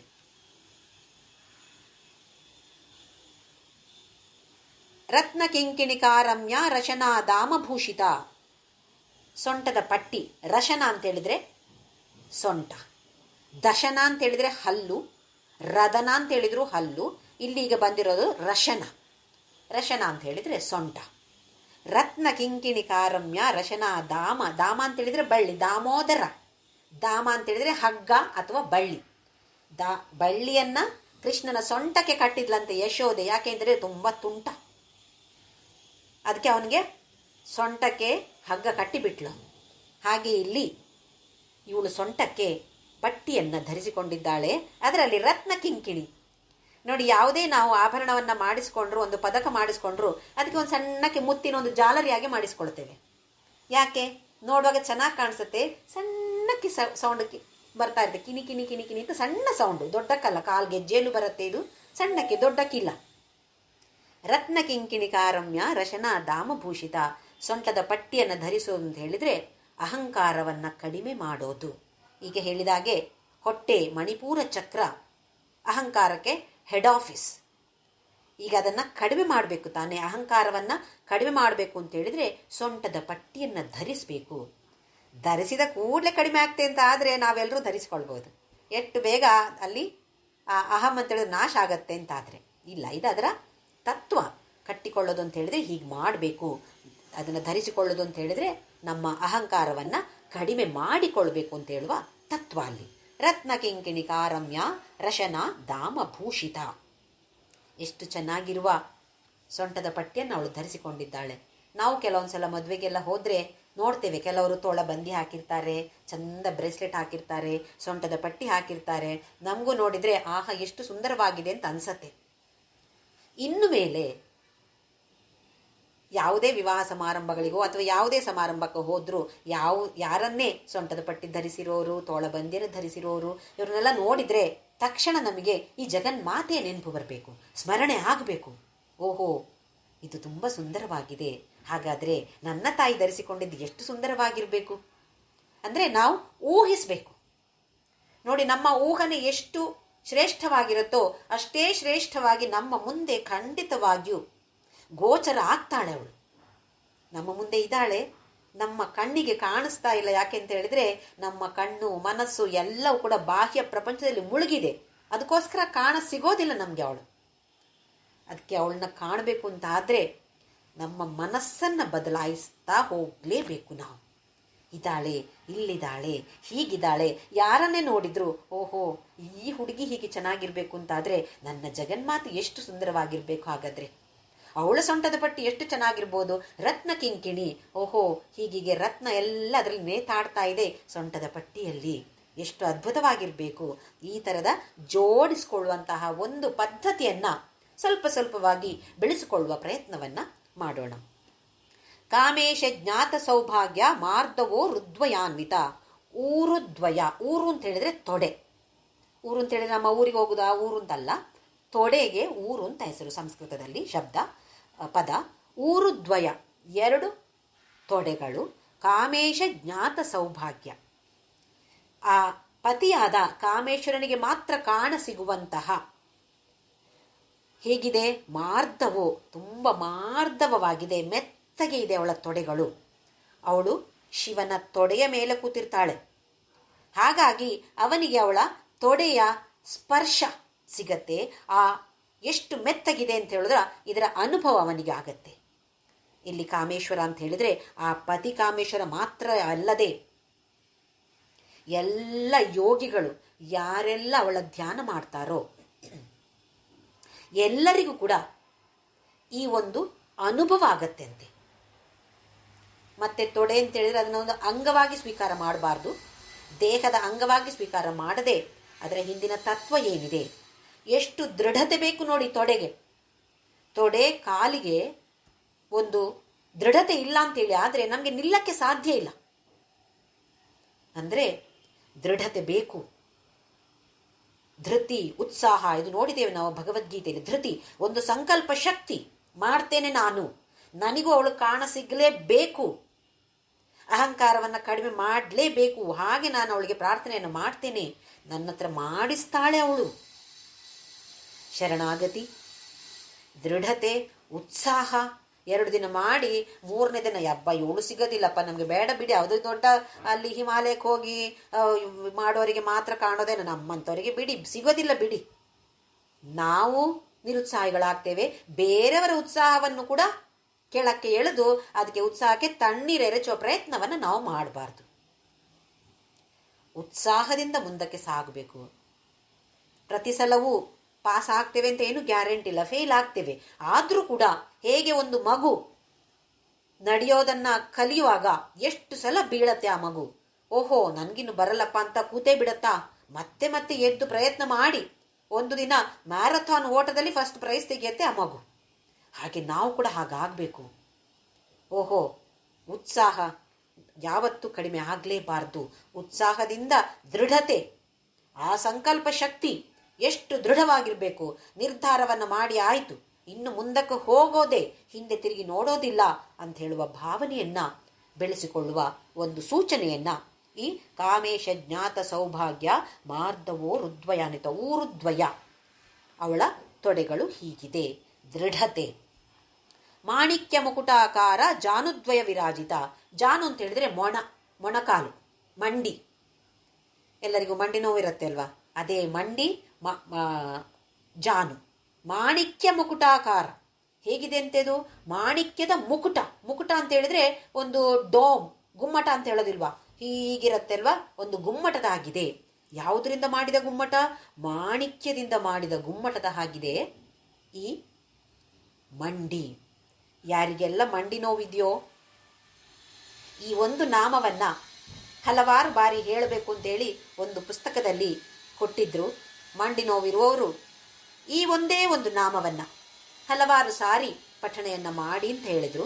ಹಾಗೆಯೇ ಯಾವುದೇ ಅಂಗ, ಇಲ್ಲಿ ಬೇರೆ ಬೇರೆ ಅಂಗಗಳ ವರ್ಣನೆ ಆಗ್ತಾ ಇದೆ, ಯಾವುದೇ ಅಂಗ ಸರಿಯಾಗಿ ಕೆಲಸ ಮಾಡುತ್ತಾ ಇಲ್ಲ ನನ್ನ ದೇಹದಲ್ಲಿ ಅಂತಾದರೆ ಆ ಸರಿಯಾದ ಅಂಗದ ವರ್ಣನೆ ಯಾವ ನಾಮದಲ್ಲಿ ಬರುತ್ತೋ ಆ ನಾಮವನ್ನು ಹಲವಾರು ಸಾರಿ ಹೇಳೋದ್ರಿಂದ ಆ ನಮ್ಮ ಅಂಗ ಸರಿಯಾಗಿ ಕೆಲಸ ಮಾಡುವಂತೆ ಆಗತ್ತೆ ಅಂತ ಹೇಳುತ್ತೆ. ಒಂದು ನಾನು ಓದಿದ ಪವನಿ ನಿರ್ಮಲ ಅಂತ ಅವರು ಬರೆದಿರುವಂತಹ ಒಂದು ಪುಸ್ತಕದಲ್ಲಿ ಓದಿದ್ದೆ. ಮಾಣಿಕ್ಯ ಮುಕುಟಾಕಾರ ಜಾನುದ್ವಯ ವಿರಾಜಿತ. ಇದು ಕೂಡ ಹಾಗೆ ನೋಡಿ, ಮಂಡಿ ನಮಗೆ ನೋವಿದೆ ಅಂತಾದರೆ ನಮಗೆ ನಡೆಯಕ್ಕಾಗೋದಿಲ್ಲ, ಕೂತ್ಕೊಳ್ಳೋಕ್ಕೂ ಆಗೋದಿಲ್ಲ, ಎಷ್ಟು ಕಷ್ಟ ಇದೆ, ಕಾಲು ಮಡ್ಚಕ್ಕಾಗೋದಿಲ್ಲ. ಯಾಕೆಂದರೆ ಅದೊಂಥರ ಜಾಯಿಂಟ್ ಥರ ಇರುತ್ತೆ ಅಲ್ಲಿ. ಅವ್ಳಿಗೆ ಹೇಗಿದೆ, ಗಟ್ಟಿ ಮಾಣಿಕ್ಯದ ಮಕುಟದ ಹಾಗಿದೆ, ಒಂದು ಗುಮ್ಮಟದ ಹಾಗಿದೆ, ನೋಡಕ್ಕೂ ಚೆನ್ನಾಗಿದೆ. ಹಾಗೆಯೇ ಎಲ್ಲ ಕೆಲಸ ಮಾಡುವುದಕ್ಕೂ ಕೂಡ ಸಹಕಾರವನ್ನು ಕೊಡುವಂತೆ ಅವಳ ಮಂಡಿಗಳು ಇವೆ. ಇಂದ್ರಗೋಪ ಪರಿಕ್ಷಿಪ್ತ ಸ್ಮರತೂಣಾ ಭಜಂಗಿಕ. ಭಜಂಗಿಕ ಜಂಗ. ಜಂಗ ಅಂತ ಹೇಳಿದ್ರೆ ನಮ್ಮ ಮೊಣಕಾಲಿನ ಕೆಳಗಡೆ ಬರುವಂಥದ್ದು ಹಿಂದಿನ ಭಾಗ, ಕಾಲಿನ ಹಿಂದಿನ ಭಾಗ ಮೊಣಕಾಲಿನ ಕೆಳಗಡೆ ಇರುವಂಥದ್ದು, ಕೋಲ್ಕಾಲಿನ ಹಿಂದಿನ ಭಾಗ. ಅದು ಹೇಗಿದೆ, ಎಷ್ಟು ಚೆನ್ನಾಗಿದೆ, ಒಂದು ಕರ್ವ್ ಆಗಿ ಆಕಾರ ಚೆನ್ನಾಗಿದೆ, ತುಂಬ ಚೆನ್ನಾಗಿದೆ. ಹೇಗಿದೆ ಅಂತ ಹೇಳಿದ್ರೆ ಇಂದ್ರಗೋಪ ಪರಿಕ್ಷಿಪ್ತ ಸ್ಮರ. ಸ್ಮರ ಅಂದ್ರೆ ಮನ್ಮಥ. ಮನ್ಮಥನ ಬಾಣಗಳನ್ನು ಇಟ್ಟುಕೊಳ್ಳುವಂತಹ ಬತ್ತಳಿಕೆ ನೋಡಿ. ತೂಣ ಅಂತ ಹೇಳಿದ್ರೆ ಬತ್ತಳಿಕೆ, ಬಾಣಗಳನ್ನು ಇಟ್ಕೊಳ್ಳಿಕ್ಕೆ ಒಂದು ಇಟ್ಕೊಳ್ತಾರಲ್ಲ ಬೆನ್ನ ಹಿಂದೆ, ಹೀಗಿರುತ್ತೆ ಆಕಾರ, ಚಂದವಾದ ಆಕಾರದಲ್ಲಿ ಇರುತ್ತೆ ಅದು. ಅದರ ಒಳಗಡೆ ಬಾಣಗಳನ್ನೆಲ್ಲ ಇಟ್ಕೊಂಡಿರ್ತಾರೆ ಅವರು. ಇಲ್ಲಿ ಸ್ಮರ, ಮನ್ಮಥನ ಬಾಣಗಳನ್ನು ಇಟ್ಟುಕೊಳ್ಳುವಂತಹ ಬತ್ತಳಿಕೆ ಹಾಗೆ ಕಾಣ್ತಾ ಇದೆ. ಯಾವ ಜಾಗ? ಅವಳ ಕಾಲು, ಅಂದ್ರೆ ಮೊಣಕಾಲಿನ ಕೆಳಗಡೆಯ ಭಾಗ, ಹಿಂದಿನ ಭಾಗ. ಮಾಂಸ ತುಂಬಿಕೊಂಡಿರುತ್ತೆ, ಅದು ಆ ಮೀನಖಂಡ ಅಂತ ಹೇಳ್ತೀವಲ್ಲ, ಅದು ಆ ಭಾಗ. ಇಂದ್ರಗೋಪ. ಇಂದ್ರ ಅಂತ ಹೇಳಿದ್ರೆ ಒಂದು, ಇಂದ್ರಗೋಪ ಅಂತ ಹೇಳಿದ್ರೆ ಒಂದು ತರದ ಒಂದು ಹುಳ, ಆರುದ್ರ ಹುಳ ಅಂತ ಹೇಳ್ತಾರೆ. ಅದಕ್ಕೆ ಕೆಂಪು ಇರುತ್ತೆ, ಈ ಗದ್ದೆಲೆಲ್ಲ ಕಾಣಸಿಗತ್ತೆ. ಮೇಲೆ ಒಳ್ಳೆ ಕೆಂಪು ಮತ್ತೆ ಕಪ್ಪು ಮಿಶ್ರಿತವಾಗಿರುತ್ತೆ, ಕೆಲವೊಂದು ಕಡೆಯಲ್ಲಿ ಡಾಟ್ ಡಾಟ್ ಕೂಡ ಬಂದಿರುತ್ತೆ, ಒಂದು ವೆಲ್ವೆಟ್ಟಿನ ಹಾಗಿರುತ್ತೆ. ಅದರ ಮೇಲಿನ ಭಾಗ ವೆಲ್ವೆಟ್ ತರ ಶೈನ್ ಆಗ್ತಾ ಇರುತ್ತೆ. ಇದು ಒಂದು ಅರ್ಥ ಇಂದ್ರಗೋಪ ಅಂತ ಹೇಳಿದ್ರೆ. ಇನ್ನೊಂದು ಅರ್ಥದಿಂದ ಹೇಳೋದಿದ್ರೆ ಅದು ಮಿಂಚುಳ, ಮಿಣುಕು ಹುಳ ಅಂತ ಹೇಳ್ತೀವಿ ನೋಡಿ, ಆ ಥರ ಶೈನಿಂಗ್ ಇತ್ತಂತೆ ಅವಳ ಕಾಲಿನ ಆ ಭಾಗಕ್ಕೆ. ಮೀನಖಂಡ ಒಳ್ಳೆಯ ಹೊಳಪು ಆಗಿದೆ. ಇನ್ನೊಂದು ಅರ್ಥ ಅಂತ ಹೇಳಿದ್ರೆ ಇಂದ್ರ ಅಂತ ಹೇಳಿದ್ರೆ ನಮ್ಮ ಲೌಕಿಕ ವಿಚಾರಗಳು. ಗೋಪ ಅಂತ ಹೇಳಿದ್ರೆ ಅದರಿಂದ ರಕ್ಷಣೆ ಮಾಡುವಂಥದ್ದು. ಅಂದರೆ ನಾವು ಈ ಲಲಿತಾ ಸಹಸ್ರನಾಮ ಪಠಣೆಯನ್ನು ಮಾಡಿದಾಗ ಅವಳ ಮೀನಖಂಡದ ಮೇಲೆ ದೃಷ್ಟಿಯನ್ನ ಕೇಂದ್ರೀಕರಿಸಿದ್ರೆ ಲೌಕಿಕ ವಿಚಾರಗಳಿಂದ ನಮ್ಮನ್ನ ರಕ್ಷಣೆ ಮಾಡ್ತಾಳೆ. ನಮ್ಮ ಮನಸ್ಸು ಲೌಕಿಕ ವಿಚಾರದಲ್ಲಿ ಹೋಗದೇ ಇರುವಂತೆ ನಮ್ಮ ರಕ್ಷಣೆಯನ್ನು ಮಾಡುವಂಥದ್ದು ಇವಳ ಮೀನಖಂಡಗಳು. ಎಷ್ಟು ಅದ್ಭುತವಾದ ವರ್ಣನೆ, ಎಷ್ಟು ಅದ್ಭುತವಾದ ಹೋಲಿಕೆ ನೋಡಿ. ಯಾವ ಥರದಲ್ಲಿ ಅವರಿಗೆ ಆಲೋಚನೆ ಬಂದಿದೆ, ಈ ಥರ ನಾವು ಅದನ್ನು ಹೋಲಿಸಬಹುದು ಅಂತ ಹೇಳಿ. ಜಂಗ. ಜಂಗ ಅಂತ ಹೇಳಿದ್ರೆ ಆ ಮೀನಖಂಡ, ಅವಳ ಎರಡು ಮೀನಖಂಡಗಳು ಹೇಗಿದೆ ಅಂತ ಹೇಳಿದ್ರೆ ಮನ್ಮಥನ ಬಾಣಗಳನ್ನಿಟ್ಟುಕೊಳ್ಳುವಂತಹ ಬತ್ತಳಿಕೆ. ಅಲ್ಲಿ ಬಾಣ ಅಂತ ಯಾಕೆ ಹೇಳ್ತಾರೆ ಅಂತ ಹೇಳಿದ್ರೆ ಆಮೇಲೆ ಈ ಕಾಲಿನ ಉಗುರುಗಳು, ಬೆರಳುಗಳು, ಕಾಲಿನ ಬೆರಳುಗಳನ್ನು ಬಾಣ ಅಂತ ಹೇಳ್ತಾರೆ. ಹಾಗೆ ಬಾಣಗಳನ್ನು ಎಲ್ಲಿಟ್ಕೊಳ್ಳೋದು? ಬತ್ತಳಿಕೆ ಈ ಮೀನಖಂಡಗಳು. ಆಮೇಲೆ ಗೂಢಗುಲ್ಫ ಕೂರ್ಮ ಪೃಷ್ಠ ಜಯಿಷ್ಣು ಪ್ರಪದಾನ್ವಿತ. ಇಲ್ಲಿ ಗೂಢಗುಲ್ಫ ಅಂತ ಹೇಳೋದು ಒಂದು. ಗೂಢ ಅಂತ ಹೇಳಿದರೆ ರಹಸ್ಯವಾದದ್ದು. ಹಾಗೆಯೇ ಇನ್ನೊಂದು ಅರ್ಥ ಅಂತ ಹೇಳಿದರೆ ಆರೋಗ್ಯಕರವಾದದ್ದು. ಗುಲ್ಫ ಅಂತ ಹೇಳಿದರೆ ನಾವು ಗೆಜ್ಜೆ ಹಾಕಿಕೊಳ್ತೇವೆ ನೋಡಿ, ಆ ಜಾಗ. ಪಾದವೂ ಅಲ್ಲ, ಕಾಲು ಅಲ್ಲ, ಅದು ಎರಡರ ಮಧ್ಯದಲ್ಲಿ ಇರುವಂತಹದ್ದು. ಗೆಜ್ಜೆ, ನಾವು ಕಾಲಿಗೆ ಹಾಕಿಕೊಳ್ಳುವ ಗೆಜ್ಜೆ ಯಾವ ಜಾಗದಲ್ಲಿ ನಿಲ್ಲುತ್ತೋ ಆ ಜಾಗಕ್ಕೆ ಹೆಸರು ಗುಲ್ಫ ಅಂತ. ರಹಸ್ಯಮಯವಾದ ಗುಲ್ಫ ಅಂದರೆ ಕಾಣದೇ ಇರ್ಬೋದು, ಯಾಕೆಂದ್ರೆ ಅವಳು ಸೀರೆಯ ನೆರಿಗೆಯನ್ನ ಕೆಳಗೆವರೆಗೆ ಹಾಕ್ಕೊಂಡಿದ್ದಾಳೆ. ಅದು ರಹಸ್ಯವಾಗಿದೆ, ಆ ಜಾಗ ರಹಸ್ಯವಾಗಿದೆ. ಹಾಗೆಯೇ ಆರೋಗ್ಯಕರವಾಗಿದೆ. ಅಂದರೆ ರಹಸ್ಯ ಅಂದರೆ ನಮಗೆ ಗೊತ್ತಿದೆ. ಇದು ಏನದು? ಓಪನ್ ಸೀಕ್ರೆಟ್ ಅಂತ ಹೇಳೋದಿಲ್ವಾ? ನಾನು ಅಂದರೆ ಯಾರು ಗೊತ್ತಿದೆ. ಈಗ ನಮಗೆ ನಾನು ಅಂದರೆ ಈ ದೇಹ ಅಲ್ಲ ಅಂತ ನಂಗೆ ಗೊತ್ತಿದೆ. ಆದರೆ ಅನುಭವಕ್ಕೆ ಏನು ಮಾಡಿದರೂ ಬರ್ತಾ ಇಲ್ಲ. ಅದು ರಹಸ್ಯ ತಾನೇ. ನಮ್ಮ ಅನುಭವಕ್ಕೆ ಬಂದರೆ ಮತ್ತೆ ಅದು ರಹಸ್ಯ ಅಲ್ಲ. ನಮ್ಮ ಅನುಭವಕ್ಕೆ ಬರುವವರೆಗೆ ಅದು ರಹಸ್ಯ. ಹಾಗಾಗಿ ಗೂಢ ಗುಲ್ಫ ರಹಸ್ಯವಾದದ್ದು. ಇವಳ ಈ ಅಂಗಾಲು ಅಂತ ಹೇಳ್ತೀವಿ ಅದಕ್ಕೆ, ಗೆಜ್ಜೆ ನಿಲ್ಲುವಂತ ಆ ಜಾಗ. ಅದಕ್ಕೆ ಏನು ಹೆಸರು ಹೇಳ್ತಾರೋ, ಅಂಗಾಲೋ ಏನೋ ಗೊತ್ತಿಲ್ಲ ನಂಗೆ ಸರಿಯಾಗಿ. ಅದು ರಹಸ್ಯವಾಗಿದೆ, ಹಾಗೆಯೇ ಆರೋಗ್ಯಕರವಾಗಿದೆ. ಈ ಕಾಲಿನ ಹಿಂದಿನ ಭಾಗ, ಗೆಜ್ಜೆ ನಿಲ್ಲುವಂತಹ ಜಾಗದಲ್ಲಿ ಏನು ಹೇಳ್ತಾರೆ ಅಂತ ಹೇಳಿದ್ರೆ ಅದು ಶನಿಯ ಜಾಗ, ಶನಿ ಕೂರುವಂತಹ ಜಾಗ ಅಂತೆ ಅದು. ಹಾಗಾಗಿ ನಾವು ಎಲ್ಲಾದರೂ ಹೊರಗಡೆ ಹೋದ್ರೆ ಮನೆ ಒಳಗಡೆ ಬಂದ ತಕ್ಷಣ ಮತ್ತೆ ಕಾಲು ತೊಳಿಬೇಕು ಅಂತ ಹೇಳೋ ಪದ್ಧತಿಯನ್ನ ಹಿರಿಯರು ಪಾಲಿಸ್ತಾ ಇದ್ರು. ಅದರಲ್ಲಿಯೂ ಹಿಂಗಾಲು ಒದ್ದೆ ಆಯ್ತಾ ಇಲ್ವಾ? ನಮ್ಮಮ್ಮ ಕೇಳೋರು, ಕಾಲು ಎಲ್ಲಿ ತೊಳೆದೆ, ಹಿಂಗಾಲು ಒದ್ದೆ ಆಗಿದೆಯಾ ಇಲ್ವಾ? ಹಿಂಗಾಲು ಅಲ್ಲಿ ನಕಾರಾತ್ಮಕವಾದ ಭಾವನೆಗಳು ಕೂತ್ಕೊಳ್ಳುತ್ತಂತೆ. ಅದಕ್ಕೆ ಶನಿಯ ಸ್ಥಾನ ಅಂತ ಹೆಸರಲ್ಲಿಗೆ. ಅದನ್ನು ಚೆನ್ನಾಗಿ ತೊಳಬೇಕು. ಅದಕ್ಕೆ ಇಲ್ಲಿ ಅದು ರಹಸ್ಯವಾಗಿರುವಂಥದ್ದು. ಗೂಢಗುಲ್ಪ ಕೂರ್ಮ ಪೃಷ್ಠ ಜಯಿಷ್ಣು ಪ್ರಪದಾನ್ವಿತ. ಜಯಿಷ್ಣು ಪ್ರಪದಾನ್ವಿತ ಅಂತ ಹೇಳೋದು ಒಂದು ನಾಮ. ಕೂರ್ಮ ಅಂತ ಹೇಳಿದ್ರೆ ಆಮೆಯ ಭಾಗ, ಮೇಲಿನ ಭಾಗ ಹೇಗಿದೆ? ಎತ್ತರವಾಗಿದೆ, ಆದರೆ ತುಂಬ ಗಟ್ಟಿಯಾಗಿದೆ, ಹಾರ್ಡಿದೆ. ಅದು ಮುಟ್ಟಿದಾಗ ಕಲ್ಲು ಮುಟ್ಟಿದಾಗ ಆಗತ್ತೆ ಇದು ಅಂತ ಅನ್ಸತ್ತೆ. ಯಾರು ಮುಟ್ಟಿದವರಿದ್ರೆ, ಮೈಯನ್ನ ಮುಟ್ಟಿದವರಿದ್ರೆ ಗೊತ್ತಾಗತ್ತೆ ಹೇಗಿದೆ ಅದು ಅಂತೇಳಿ.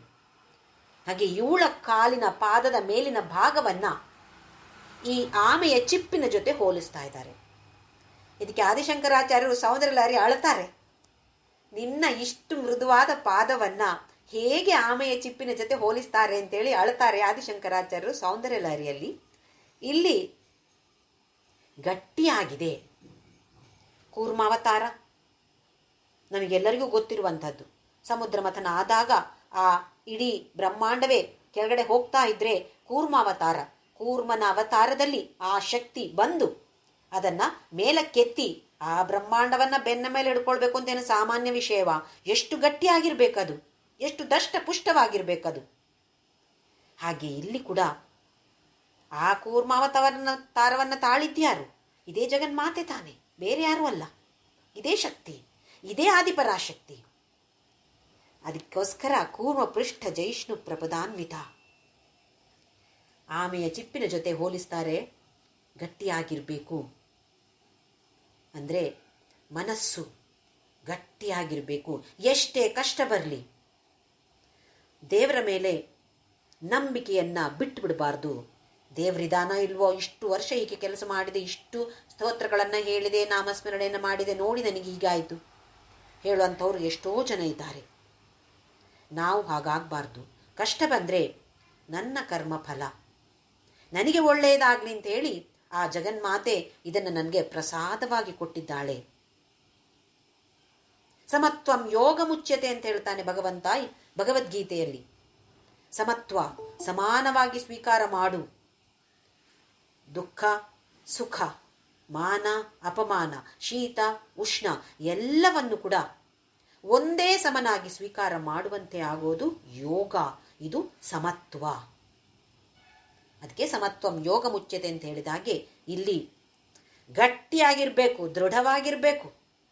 ಆ ಕಡೆ ಈ ಕಡೆ ಆಗ್ತಾ ಇರಬಾರ್ದು. ವಿಶ್ವಾಸ, ಶ್ರದ್ಧೆ ಇದೆಲ್ಲವೂ ಅಗತ್ಯ. ಏನೋ ಒಂದು ಸಣ್ಣ ಪುಟ್ಟ ಕಷ್ಟ ಬಂದ ತಕ್ಷಣ ಅಬ್ಬಾ ದೇವ್ರು ಹೀಗೆ ಮಾಡ್ಬೋದಾ ನನಗೆ, ಅದೇ ಒಳ್ಳೇದಾದ್ರೆ ಕೇಳ್ತೀವ, ದೇವ್ರು ನಂಗೆ ಯಾಕೆ ಹೀಗೆ ಮಾಡ್ದ ಅಂತ ಯಾವತ್ತಾದ್ರೂ ಪ್ರಶ್ನೆ ಮಾಡ್ತೀವ ನಾವು? ಯಾವುದೋ ಒಂದು ಕಷ್ಟ ದುಃಖ ಬಂದಾಗ ಪರಮಾತ್ಮ ನಂಗೆ ಯಾಕೆ ಹೀಗೆ ಮಾಡ್ದ ಅಂತ ಹೇಳಿ ನಾವು ಪ್ರಶ್ನೆ ಮಾಡ್ತೀವಿ.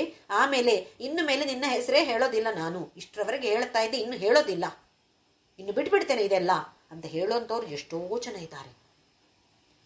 ಹಾಗೆ ಯಾಕಾಗತ್ತೆ ಅಂತ ಹೇಳಿದ್ರೆ ನಂಬಿಕೆ ಇಲ್ಲ, ಶ್ರದ್ಧೆ ಇಲ್ಲ. ಶ್ರದ್ಧೆ ಇಲ್ಲದೆ ಏನು ನಾಮಕೆ ವಾಸ್ತೆ ಮಾಡೋದು, ಹಾಗಾಗಬಾರ್ದು. ಶರಣಾಗತಿ, ಶ್ರದ್ಧೆ, ನಂಬಿಕೆ, ವಿಶ್ವಾಸ ಇದೆಲ್ಲದರ ಜೊತೆ ಸುಖ ಮತ್ತು ದುಃಖವನ್ನು ಅನುಭವಿಸಕ್ಕೆ ಸಿದ್ಧರಾಗಿರಬೇಕು. ಯಾವುದೇ ಬರಲಿ, ಬಂದದ್ದೆಲ್ಲ ಬರಲಿ, ಭಗವಂತನ ದಯವೊಂದಿರಲಿ ಅಂತ, ನಿನ್ನ ದಯವೊಂದಿರಲಿ ಅಂತ ಹೇಳ್ತಾರಲ್ಲ ಪುರಂದರದಾಸರು. ಹಾಗೆ ನಿನ್ನ ದಯವೊಂದಿದೆ ಅಂತ ನನಗೆ ಗೊತ್ತಿದೆ, ಮುಂದಕ್ಕೆ ಸಾಗಿಯೇ ಸಾಕ್ತೀನಿ ನಾನು ಅಂತ ಹೇಳುವ ಒಂದು ದೃಢತೆ ಬೇಕು. ಆ ಥರದ ನಿರ್ಧಾರವನ್ನು ತೆಗೆದುಕೊಳ್ಳುವಂತಾರಾಗಬೇಕು. ಇದು ಕೂರ್ಮ ಪೃಷ್ಠ. ನಖದೀಧಿತಿ ಸಂಚನ್ನ ನಮಜ್ಜನ ತಮೋ ಗುಣ.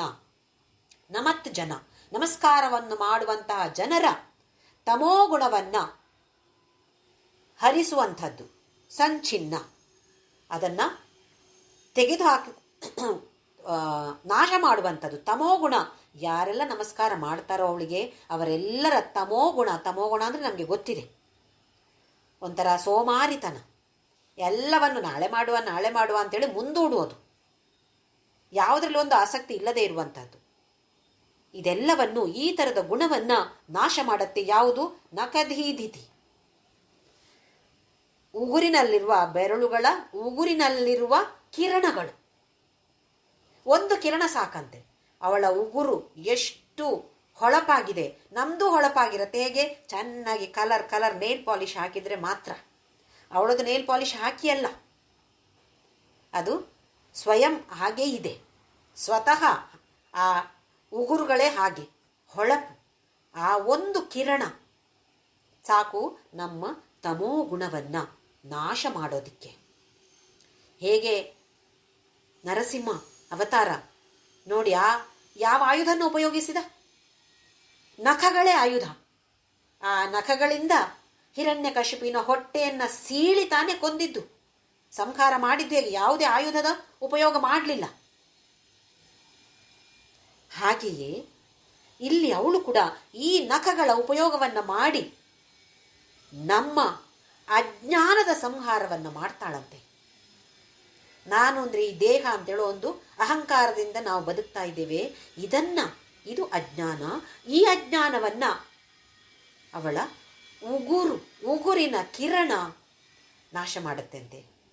ಎಷ್ಟು ಸಣ್ಣ ಒಂದು ಅಂಗ ನೋಡಿ, ಆ ಬೆರಳು ಅಂತ ಹೇಳೋದೇ ಸಣ್ಣ, ಬೆರಳಿನ ಉಗುರು ಅಂತ ಹೇಳೋದು ಸಣ್ಣ, ಅದರಲ್ಲಿ ಒಂದು ಕಿರಣ ಅಂತ ಹೇಳಿದ್ರೆ ಹೇಗಿರ್ಬೋದು ನೋಡಿ. ಅದಕ್ಕೆಷ್ಟು ಶಕ್ತಿ ಇದೆ ಅಂತ ಆದರೆ ಇಡೀ ಆ ಜಗನ್ಮಾತೆ ಎಷ್ಟು ಶಕ್ತಿವಂತಳು, ಅದು ನಮ್ಮ ಊಹನೆಗೆ ಸಿಲುಕದೆ ಇರುವಂಥದ್ದು. ಹಾಗಿರುವ ಒಂದು ನಮ್ಮ ತಾಯಿ.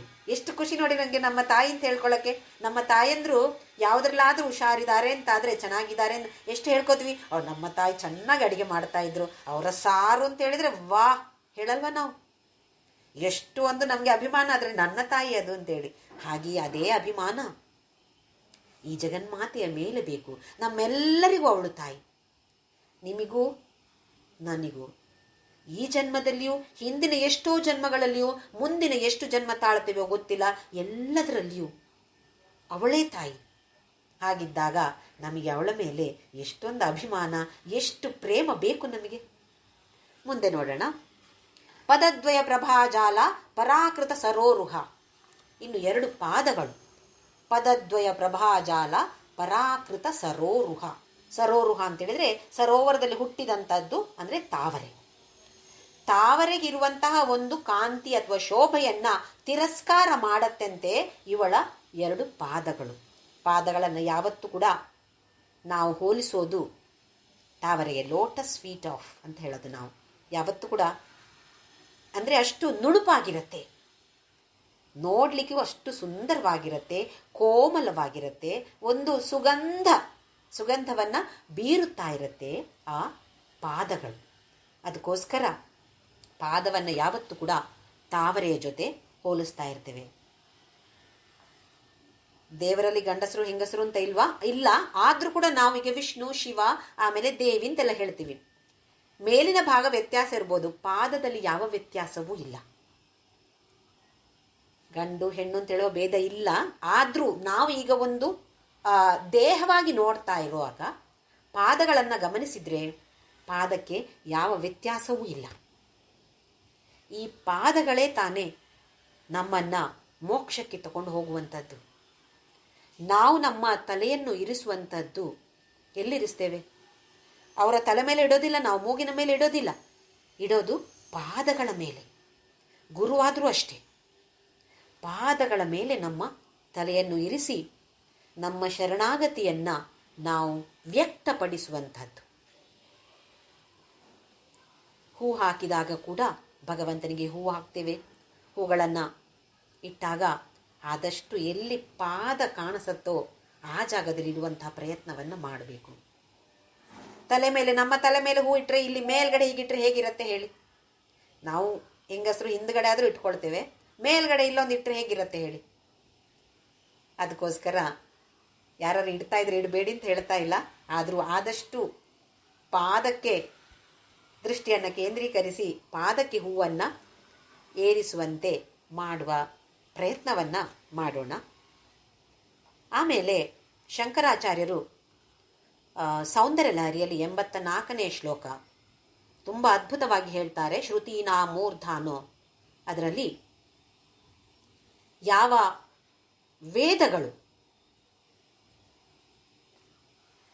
ಈ ಜಗನ್ಮಾತೆಯ ಪಾದಗಳನ್ನು ತಲೆಯ ಮೇಲೆ ಇರಿಸ್ಕೊಳ್ತಾಳಂತೆ. ಆ ವೇದ ಮಾತೆ ಅಂದರೆ ಪಾದಗಳ ಮೇಲೆ ವೇದಗಳಿವೆ, ಅಥವಾ ವೇದ ಮಾತೆ ಪಾದಗಳನ್ನು, ಈ ಜಗನ್ಮಾತೆಯ ಪಾದಗಳನ್ನು ತನ್ನ ಶಿರಸ್ಸಿನಲ್ಲಿ ಧರಿಸ್ತಾಳಂತೆ. ಹಾಗೆಯೇ ಯಾವ ನೀರು ಈ ಜಗನ್ಮಾತೆಯ ಪಾದವನ್ನು ತೊಳೀತೋ ಆ ನೀರನ್ನು ಪರಮಶಿವ ತನ್ನ ತಲೆಯ ಮೇಲೆ ಧರಿಸ್ತಾನಂತೆ. ಗಂಗೆ ಯಾಕೆ ಅಷ್ಟು ವಿಶೇಷ ಅಂತ ಹೇಳಿದರೆ, ಆ ಗಂಗೆಯ ನೀರಿನಲ್ಲಿ ಈ ಜಗನ್ಮಾತೆಯ ಕೋಮಲವಾದ ಪಾದಗಳನ್ನು ತೊಳಿತಾರಂತೆ. ಅದಕ್ಕೋಸ್ಕರ ಗಂಗೆ ಪವಿತ್ರ. ಬೇರೆ ಯಾವ ವಿಷಯಕ್ಕೂ ಗಂಗೆ ಪವಿತ್ರ ಅಂತ ಇಲ್ಲ. ಆದರೆ ಈ ಜಗನ್ಮಾತೆಯ ಪಾದಗಳನ್ನು ತೊಳೆದಂತಹ ನೀರನ್ನು ಪರಮಶಿವ ತನ್ನ ತಲೆಯ ಮೇಲೆ ಧರಿಸಿಕೊಂಡಿದ್ದಾನೆ. ಹಾಗೆಯೇ ಆ ವಿಷ್ಣುವಿನ ಕಿರೀಟ ಯಾಕೆ ಇಷ್ಟೊಂದು ಫಳಫಳ ಹೊಳಿತಾ ಇದೆ ಅಂತ ಹೇಳಿದರೆ, ವಿಷ್ಣು ತನ್ನ ತಲೆಯನ್ನು ಅವಳ ಪಾದದ ಮೇಲೆ ಇಟ್ಟು ಆ ಪಾದಗಳ ಕಿರಣಗಳು ವಿಷ್ಣುವಿನ ಕಿರೀಟದ ಮೇಲೆ ಬಿದ್ದಾಗ ಅದು ಹೊಳಿತಾ ಇರೋದಂತೆ. ಹಾಗೆ ಆದಿಶಂಕರಾಚಾರ್ಯರು ಬೇಡಿಕೊಳ್ತಾ ಇದ್ದಾರೆ, ಇಷ್ಟೆಲ್ಲವನ್ನು ಮಾಡಿರುವಾಗ ನನ್ನ ತಲೆಯ ಮೇಲೆ ಇಡಲಾರೆಯಾ ಅಂತ ಕೇಳ್ತಿದ್ದಾರೆ ಆದಿಶಂಕರಾಚಾರ್ಯರು. 84ನೇ ಶ್ಲೋಕ ಸೌಂದರ್ಯ ಲಹರಿ. ಇದನ್ನ ಸಾಧ್ಯ ಆಗತ್ತೆ ಅಂತ ಆದರೆ ಕಂಠಪಾಠ ಮಾಡಿ ದಿನ ಒಂದು ಸಲ ಹೇಳಿ.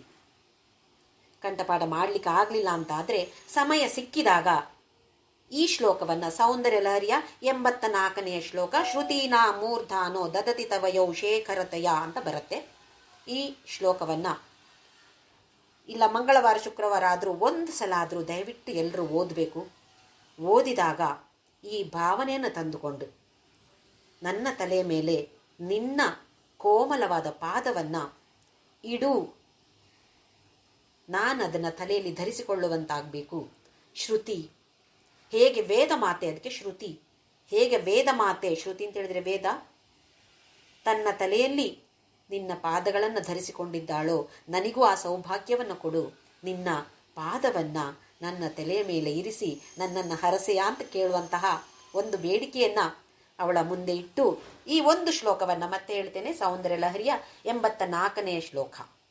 ಶ್ರುತೀನಾ ಮೂರ್ಧಾನೋ, ಮೂರ್ಧಾನ ಅಂತ ಹೇಳಿದರೆ ತಲೆ, ಶ್ರುತಿ ಅಂತ ಹೇಳಿದರೆ ವೇದ ತನ್ನ ತಲೆಯನ್ನು ನಿನ್ನ ಪಾದದಲ್ಲಿ ಇರಿಸಿದ್ದಾಳೆ ಅಂತ ಹೇಳಿದರೆ ನಿನ್ನ ಪಾದವನ್ನು ತನ್ನ ತಲೆಯಲ್ಲಿ ಧರಿಸಿಕೊಂಡಿದ್ದಾಳೆ. ಎಷ್ಟು ಅದ್ಭುತವಾದ ವರ್ಣನೆ ಮಾಡಿದ್ದಾರೆ ಸೌಂದರ್ಯ ಲಹರಿಯಲ್ಲಿ ಆದಿಶಂಕರಾಚಾರ್ಯರು. ಮುಂದೆ ಶಿಂಜಾನ ಮಣಿಮಂಜೀರ ಮಂಡಿತ ಶ್ರೀ ಪದಾಂಬುಜ, ಅವಳ ಗೆಜ್ಜೆಯ ನಾದ. ಶಿಂಜಾನ ಅದು ಗೆಜ್ಜೆಯ ನಾದ, ಮಣಿ ಮಂಜೀರ ಅಂತ ಹೇಳಿದ್ರೆ ಗೆಜ್ಜೆ ಮಣಿ, ಅದರಲ್ಲಿ ಕೂಡ ಝಲ್ ಝಲ್ ಅಂತ ಬರುತ್ತೆ ನೋಡಿ, ಆ ಮಣಿಯನ್ನು ಹಾಕಿಕೊಂಡಿದ್ದ ಗೆಜ್ಜೆ. ಮಂಡಿತ ಶ್ರೀ ಪದಾಂಬುಜ, ಅವಳು ತನ್ನ ಪಾದಗಳಲ್ಲಿ, ಅಂಬುಜ ಅಂತ ಹೇಳಿದ್ರೆ ಮತ್ತೆ ತಾವರೆ ಅಂತ ಹೇಳಿರೋ ಒಂದು ಶಬ್ದಕ್ಕೆ ಸಂಸ್ಕೃತದಲ್ಲಿ ಹಲವಾರು ಪದಗಳಿವೆ. ಇದು ಒಂದು ಅಂಬುಜ ಅಂದರೆ ನೀರಿನಿಂದ ಹುಟ್ಟಿದಂಥದ್ದು ಅಂಬುಜ. ತನ್ನ ತಾವರೆಯಂತಹ ಪಾದಗಳಲ್ಲಿ ಈ ಗೆಜ್ಜೆಗಳನ್ನು ಧರಿಸಿಕೊಂಡಿದ್ದಾಳೆ. ಯಾವ ಥರದ ಗೆಜ್ಜೆ? ಅದರಲ್ಲಿ ಝಲ್ ಝಲ್ ಝಲ್ ಅಂತ ಶಬ್ದ ಬರುವಂಥದ್ದು. ಅಂದರೆ ಆ ಒಂದು ಶಬ್ದ ನಾದ, ಗೆಜ್ಜೆಯ ನಾದ. ಈ ಗೆಜ್ಜೆಗೆ ಹೆಸರು ಇಲ್ಲಿ ಶ್ರುತಿ ಅಂತ ಹೇಳಿ, ಗೆಜ್ಜೆಯ ನಾದಕ್ಕೆ ಹೆಸರು ಶ್ರುತಿ. ಯಾವುದೇ ಸಂಗೀತಕಾರರು ಆಗಲಿ, ನೃತ್ಯಗಾರ್ತಿಯರು ಆಗಲಿ, ಅವರಿಗೆಲ್ಲ ಬೇಕಾಗಿರೋದು ಎರಡು, ಶ್ರುತಿ ಮತ್ತು ಲಯ. ಶ್ರುತಿ ಅಂತ ಹೇಳಿದರೆ ಯಾವ ವೇದ ಇದೆಯೋ ಅದಕ್ಕೆ ಇಲ್ಲಿ ಶ್ರುತಿ ಅಂತ ಹೆಸರು. ಗೆಜ್ಜೆಯ ನಾದ, ಆ ನಾದವನ್ನು ಕೇಳೋದು ಅಂತ ಹೇಳಿದರೆ ಶ್ರುತಿ ಅಂದರೆ ವೇದ ಅಂದರೆ ಧರ್ಮ. ಇಲ್ಲಿ ಗೆಜ್ಜೆ ನಮ್ಗೆ ಏನನ್ನ ಸೂಚಿಸುತ್ತೆ? ಶ್ರುತಿ ಮತ್ತು ಲಯವನ್ನು ಸೂಚಿಸುತ್ತೆ.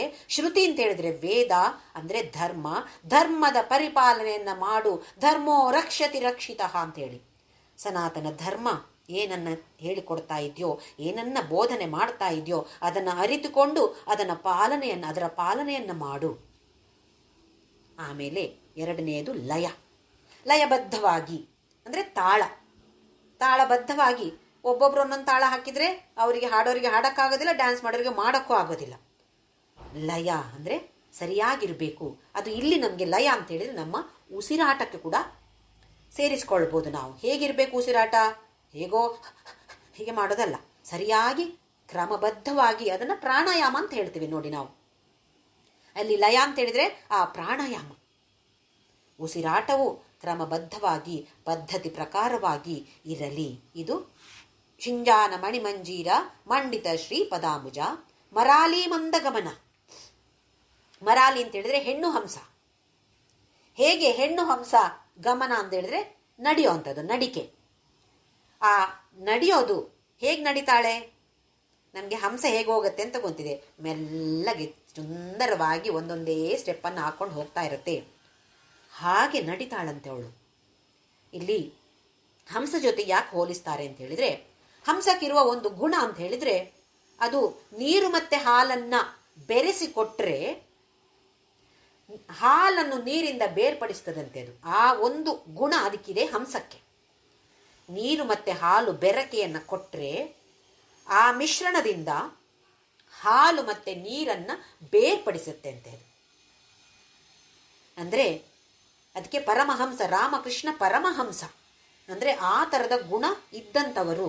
ಏನದು ಆ ಗುಣ ಅಂತ ಹೇಳಿದರೆ, ಈ ಪ್ರಪಂಚದಲ್ಲಿ ಒಳ್ಳೆಯದು ಕೆಟ್ಟದ್ದು ಎಲ್ಲವೂ ಮಿಶ್ರವಾಗೇ ಇರುತ್ತೆ. ಒಳ್ಳೆಯದೇ ಇರಬೇಕು ಅಂತೇಳಿ ಸಾಧ್ಯವೇ ಇಲ್ಲ. ಪ್ರಪಂಚದಲ್ಲಿ ಎಲ್ಲವೂ ಸೇರೇ ಇರುತ್ತೆ. ಅದರಲ್ಲಿ ಯಾವುದು ಒಳ್ಳೆಯದು, ಯಾವುದು ಕೆಟ್ಟದ್ದು, ಯಾವುದು ನನಗೆ ಬೇಕಾದದ್ದು, ಯಾವುದು ನನಗೆ ಬೇಡದ್ದದು, ಇದನ್ನು ಗುರುತಿಸುವಂತಹ ಒಂದು ವಿಚಾರ ಗೊತ್ತಿರಬೇಕು. ನಾವೇನು ಮಾಡ್ತೇವೆ? ಅದು ಕೆಟ್ಟದ್ದು ಅಂತೇಳಿ ಅದರ ಮೇಲೆ ದೃಷ್ಟಿ ಹಾಕಿ ಕಡೆಗೆ ನಾವು ಕೆಟ್ಟವರಾಗ್ಬಿಡ್ತೇವೆ. ಹಾಗಾಗದೆ ಒಳ್ಳೆಯದು ಯಾವುದಿದೆ ಇದನ್ನು ಸ್ವೀಕಾರ ಮಾಡಿ, ಕೆಟ್ಟದ್ದು ಏನಿದೆ ಅದನ್ನು ಅಲ್ಲಿಗೆ ಬಿಟ್ಟು ಬಿಡಬೇಕು. ನಮಗೆ ಬೇಡ. ಬೇರೆ ಯಾರಾದರೂ ಮಾಡ್ತಾ ಇದ್ದರೆ ಅವರಿಗೆ ನಮ್ಮ ಒಂದು ಪ್ರಜ್ಞೆಯನ್ನು ಹೇಳ್ಬೋದು. ಅವರಿಗೆ ನೀವು ಹೀಗೆ ಮಾಡಬೇಡಿ, ಇಲ್ಲ ಅವ್ರು ಕೇಳೋದಿಲ್ಲ ಅಂತಂದರೆ ಮತ್ತೆ ಬಿಟ್ಟು ಬಿಡೋದು. ಅದರ ಬಗ್ಗೆ ಮತ್ತೆ ಅಯ್ಯೋ ಅಂತ ಹೇಳ್ಕೊಂಡು ವಿಚಾರ ಮಾಡೋದು ಬೇಡ, ವರಿ ಮಾಡೋದು ಬೇಡ. ನಮ್ಮ ಬಗ್ಗೆ ನಾವು ಮಾಡಿಕೊಳ್ಬೇಕು. ನಾನು ಉತ್ತಮಳಾಗಬೇಕು. ನಿನ್ನೆ ಹೇಗಿದ್ನೋ ಅದಕ್ಕಿಂತ ಇವತ್ತು ಜಾಸ್ತಿ ಇನ್ನು ಮುಂದಕ್ಕೆ ನಾನು ಸಾಗುವಂತೆ ಆಗಬೇಕು. ಅಧ್ಯಾತ್ಮ ಪಥದಲ್ಲಿ ಇದರ ತಿಳುವಳಿಕೆ ಬೇಕು. ಯಾವುದು ಒಳ್ಳೆಯದು, ಯಾವುದು ಕೆಟ್ಟದ್ದು, ಇದನ್ನು ಸೂಚಿಸುತ್ತೆ ಈ ಮರಾಲಿ ಮಂದಗಮನ. ಮಂದಗಮನ ಅಂತ ಹೇಳಿದ್ರೆ ಮೆಲ್ಲಕ್ಕೆ ನಡೆಯೋದು. ನಮ್ಮಂಥವ್ರಲ್ಲಿ ಹೇಗೆ ನಡೀತೇವೆ, ಒಂದು ಕಾಲು ಇಲ್ಲಿಟ್ರೆ ಇನ್ನೊಂದು ಕಾಲು ಅಲ್ಲಿ. ಯಾಕೆಂದರೆ ನಮಗೆ ಕೆಲಸ ಬೇಗ ಬೇಗ ಆಗಬೇಕಲ್ಲ. ಬೇಗ ನಡಿಬೇಡಿ ಅಂತಲ್ಲ, ಅಂದರೆ ಮೆಲ್ಲಗೆ ಹೋಗಬೇಕು ಅಂತ ಹೇಳಿದರೆ ಧರ್ಮವನ್ನು ತಿಳಿದುಕೊಂಡು ಮುಂದಿನ ಹೆಜ್ಜೆ ಇಡು. ನಿರ್ಧಾರವನ್ನು ತೆಗೆದುಕೊಳ್ಳುವಾಗ ಧರ್ಮ ಏನು ಹೇಳತ್ತೆ, ಧರ್ಮದ ಬಗ್ಗೆ ವಿಚಾರವನ್ನು ಮಾಡಿ, ತಿಳಿಯದೇ ಇದ್ದರೆ ಯಾರಿಗೆ ತಿಳಿದಿದೆಯೋ ಅವರ ಹತ್ರ ಕೇಳಿಕೊಂಡು ಸಂಶಯವ ನಿವಾರಣೆಯನ್ನು ಮಾಡಿಕೊಂಡು ಆಮೇಲೆ ನಿರ್ಧಾರವನ್ನು ತೆಗೆದುಕೋ ಅಂತ ಹೇಳುತ್ತೆ ಮಂದಗಮನ. ಮೆಲ್ಲಗೆ ನಡ್ಕೊಂಡು ಹೋಗುವಂತ ಅಲ್ಲ ಅರ್ಥ. ಅರಿತುಕೊಂಡು ವಿಚಾರವನ್ನು ಅರ್ಥ ಮಾಡಿಕೊಂಡು, ಲೌಕಿಕ ವ್ಯವಹಾರದಲ್ಲಿ ಕೂಡ ಅಷ್ಟೇ. ಬರೀ ಅಧ್ಯಾತ್ಮ ಬೇರೆ ಲೌಕಿಕ ಬೇರೆ ಅಲ್ಲ, ಎರಡು ಜೊತೆಯಾಗಿ ಹೋಗಬೇಕು. ಇದನ್ನ ಬೇರೆ ನನ್ನ ದೇವರ ಕೋಣೆಯಲ್ಲಿ ಒಂದು ದೇವರ ಇಟ್ಟಿದ್ದೇನೆ, ವಿಗ್ರಹ ಇಟ್ಟಿದ್ದೇನೆ, ದಿನದಲ್ಲಿ 1 ಗಂಟೆ ಪೂಜೆ ಮಾಡ್ತೇನೆ, ಆಮೇಲೆ ನನಗೂ ಅದಕ್ಕೂ ಕನೆಕ್ಷನ್ ಇಲ್ಲ, ಹೀಗ ಅಲ್ಲ, ಹೀಗ ಆಗೋದಿಲ್ಲ. ಎಲ್ಲ ಕಡೆ ದೇವರೇ ಇದ್ದಾನೆ. ಎಲ್ಲ ವಿಭಾಗದಲ್ಲಿಯೂ, ಎಲ್ಲ ಡಿಪಾರ್ಟ್ಮೆಂಟಲ್ಲಿಯೂ ದೇವರನ್ನ ತಗೊಂಡು ಬರಲೇಬೇಕು. ತಿನ್ನುವಾಗ ದೇವರು, ಸ್ನಾನ ಮಾಡೋಗ ದೇವರು, ನಿದ್ದೆ ಮಾಡೋಗ ದೇವರು, ಟಾಯ್ಲೆಟಿಗೆ ಹೋಗೋ ದೇವರು, ಕೆಲಸ ಮಾಡೋಗ ಸ್ಮರಣ ಆಗ್ತಾನೇ ಇರಬೇಕು. ಹಾಗಿದ್ರೆ ಮಾತ್ರ ನಾವು ಅಧ್ಯಾತ್ಮ ಪಥದಲ್ಲಿ ಮುಂದಕ್ಕೆ ಸಾಗ್ಲಿಕ್ಕಾಗತ್ತೆ. ಇದು ಮರಾಲಿ ಮಂದಗಮನ. ಮಹಾಲಾವಣ್ಯ ಶೇವದಿಹಿ. ಶೇವದಿ ಅಂತ ಹೇಳಿದ್ರೆ ಒಂದು ನಿಧಿ ಅಥವಾ ಒಂದು ಸಾಗರ, ಆಳವಾಗಿರುವಂಥದ್ದು. ಇದು ಶೇವದಿ. ಹೇಗಿದ್ದಾಳೆ ಅವಳು? ಮಹಾಲಾವಣ್ಯ ಶೇವದಿ. ಯಾವುದರ ಆಗರ, ಯಾವುದರ ಸಾಗರ, ಯಾವುದರ ನಿಧಿ ಅವಳು? ಲಾವಣ್ಯ. ಎಲ್ಲಿ ಏನೇ ತಗೊಂಡು ನೋಡಿದ್ರು ಕೂಡ ಸೌಂದರ್ಯ. ಯಾವುದೇ ಒಂದು ಆಭರಣ ತಗೊಳ್ಳಿ, ಯಾವುದೇ ಒಂದು ಅಂಗ ತಗೊಳ್ಳಿ, ಅಯ್ಯೋ ಇದ್ಯಾಕೆ ಹೀಗಿದೆ ಅಂತ ಹೇಳುವ ಹಾಗೆ ಇಲ್ವೇ ಇಲ್ಲ. ಸೌಂದರ್ಯದ ಖನಿ ಅಂತ ಹೇಳೋದಿಲ್ವಾ ನಾವು? ಖನಿ ಎಲ್ಲ ಹೇಳೋದಿಲ್ವಾ? ಚಿನ್ನದ ಗನಿ ಅಂತ ಹೇಳೋದಿಲ್ವಾ? ಅದೇ ಇವಳು ಸೌಂದರ್ಯ, ಲಾವಣ್ಯದ ಗನಿ ಇವಳು. ಇಂತಹ ಲಾವಣ್ಯ ನಮ್ಮ ಮುಂದೆ ಇದ್ರೂ ಕೂಡ ನಾವು ಅಜ್ಞಾನದಿಂದಾಗಿ ಇದನ್ನು ನೋಡದೆ ಇರುವಂತೆ ಆಗಿದ್ದೇವೆ, ಕಾಣದೇ ಇರುವಂತೆ ನಮ್ಮನ್ನು ನಾವು ಮಾಡಿಕೊಂಡಿದ್ದೇವೆ. ಈ ಥರ ಹೀಗಾಗದೆ ಒಂದೊಂದು ನಾಮ, ಯಾವ ನಾಮದ ಅರ್ಥ ನಮಗೆ ನೆನಪು ಬರುತ್ತೋ ಆ ನಾಮ ಹೇಳಿದಾಗ ಒಂದು ಸಲ ಅಲ್ಲಿ ಒಂದು ಬ್ರೇಕ್ ತಗೊಳ್ಳೋದು. ಈಗ ಮರಾಲಿ ಮಂದಗಮನ ಅಂತ ಹೇಳಿದಾಗ ಓಹೋ ಹಂಸ ನಡಿಗೆ ಬೇಕು ಅಂದರೆ ಮೆಲ್ಲಗೆ ನಡಿಬೇಕು ಅಂತ ಅರ್ಥ ಅಲ್ಲ.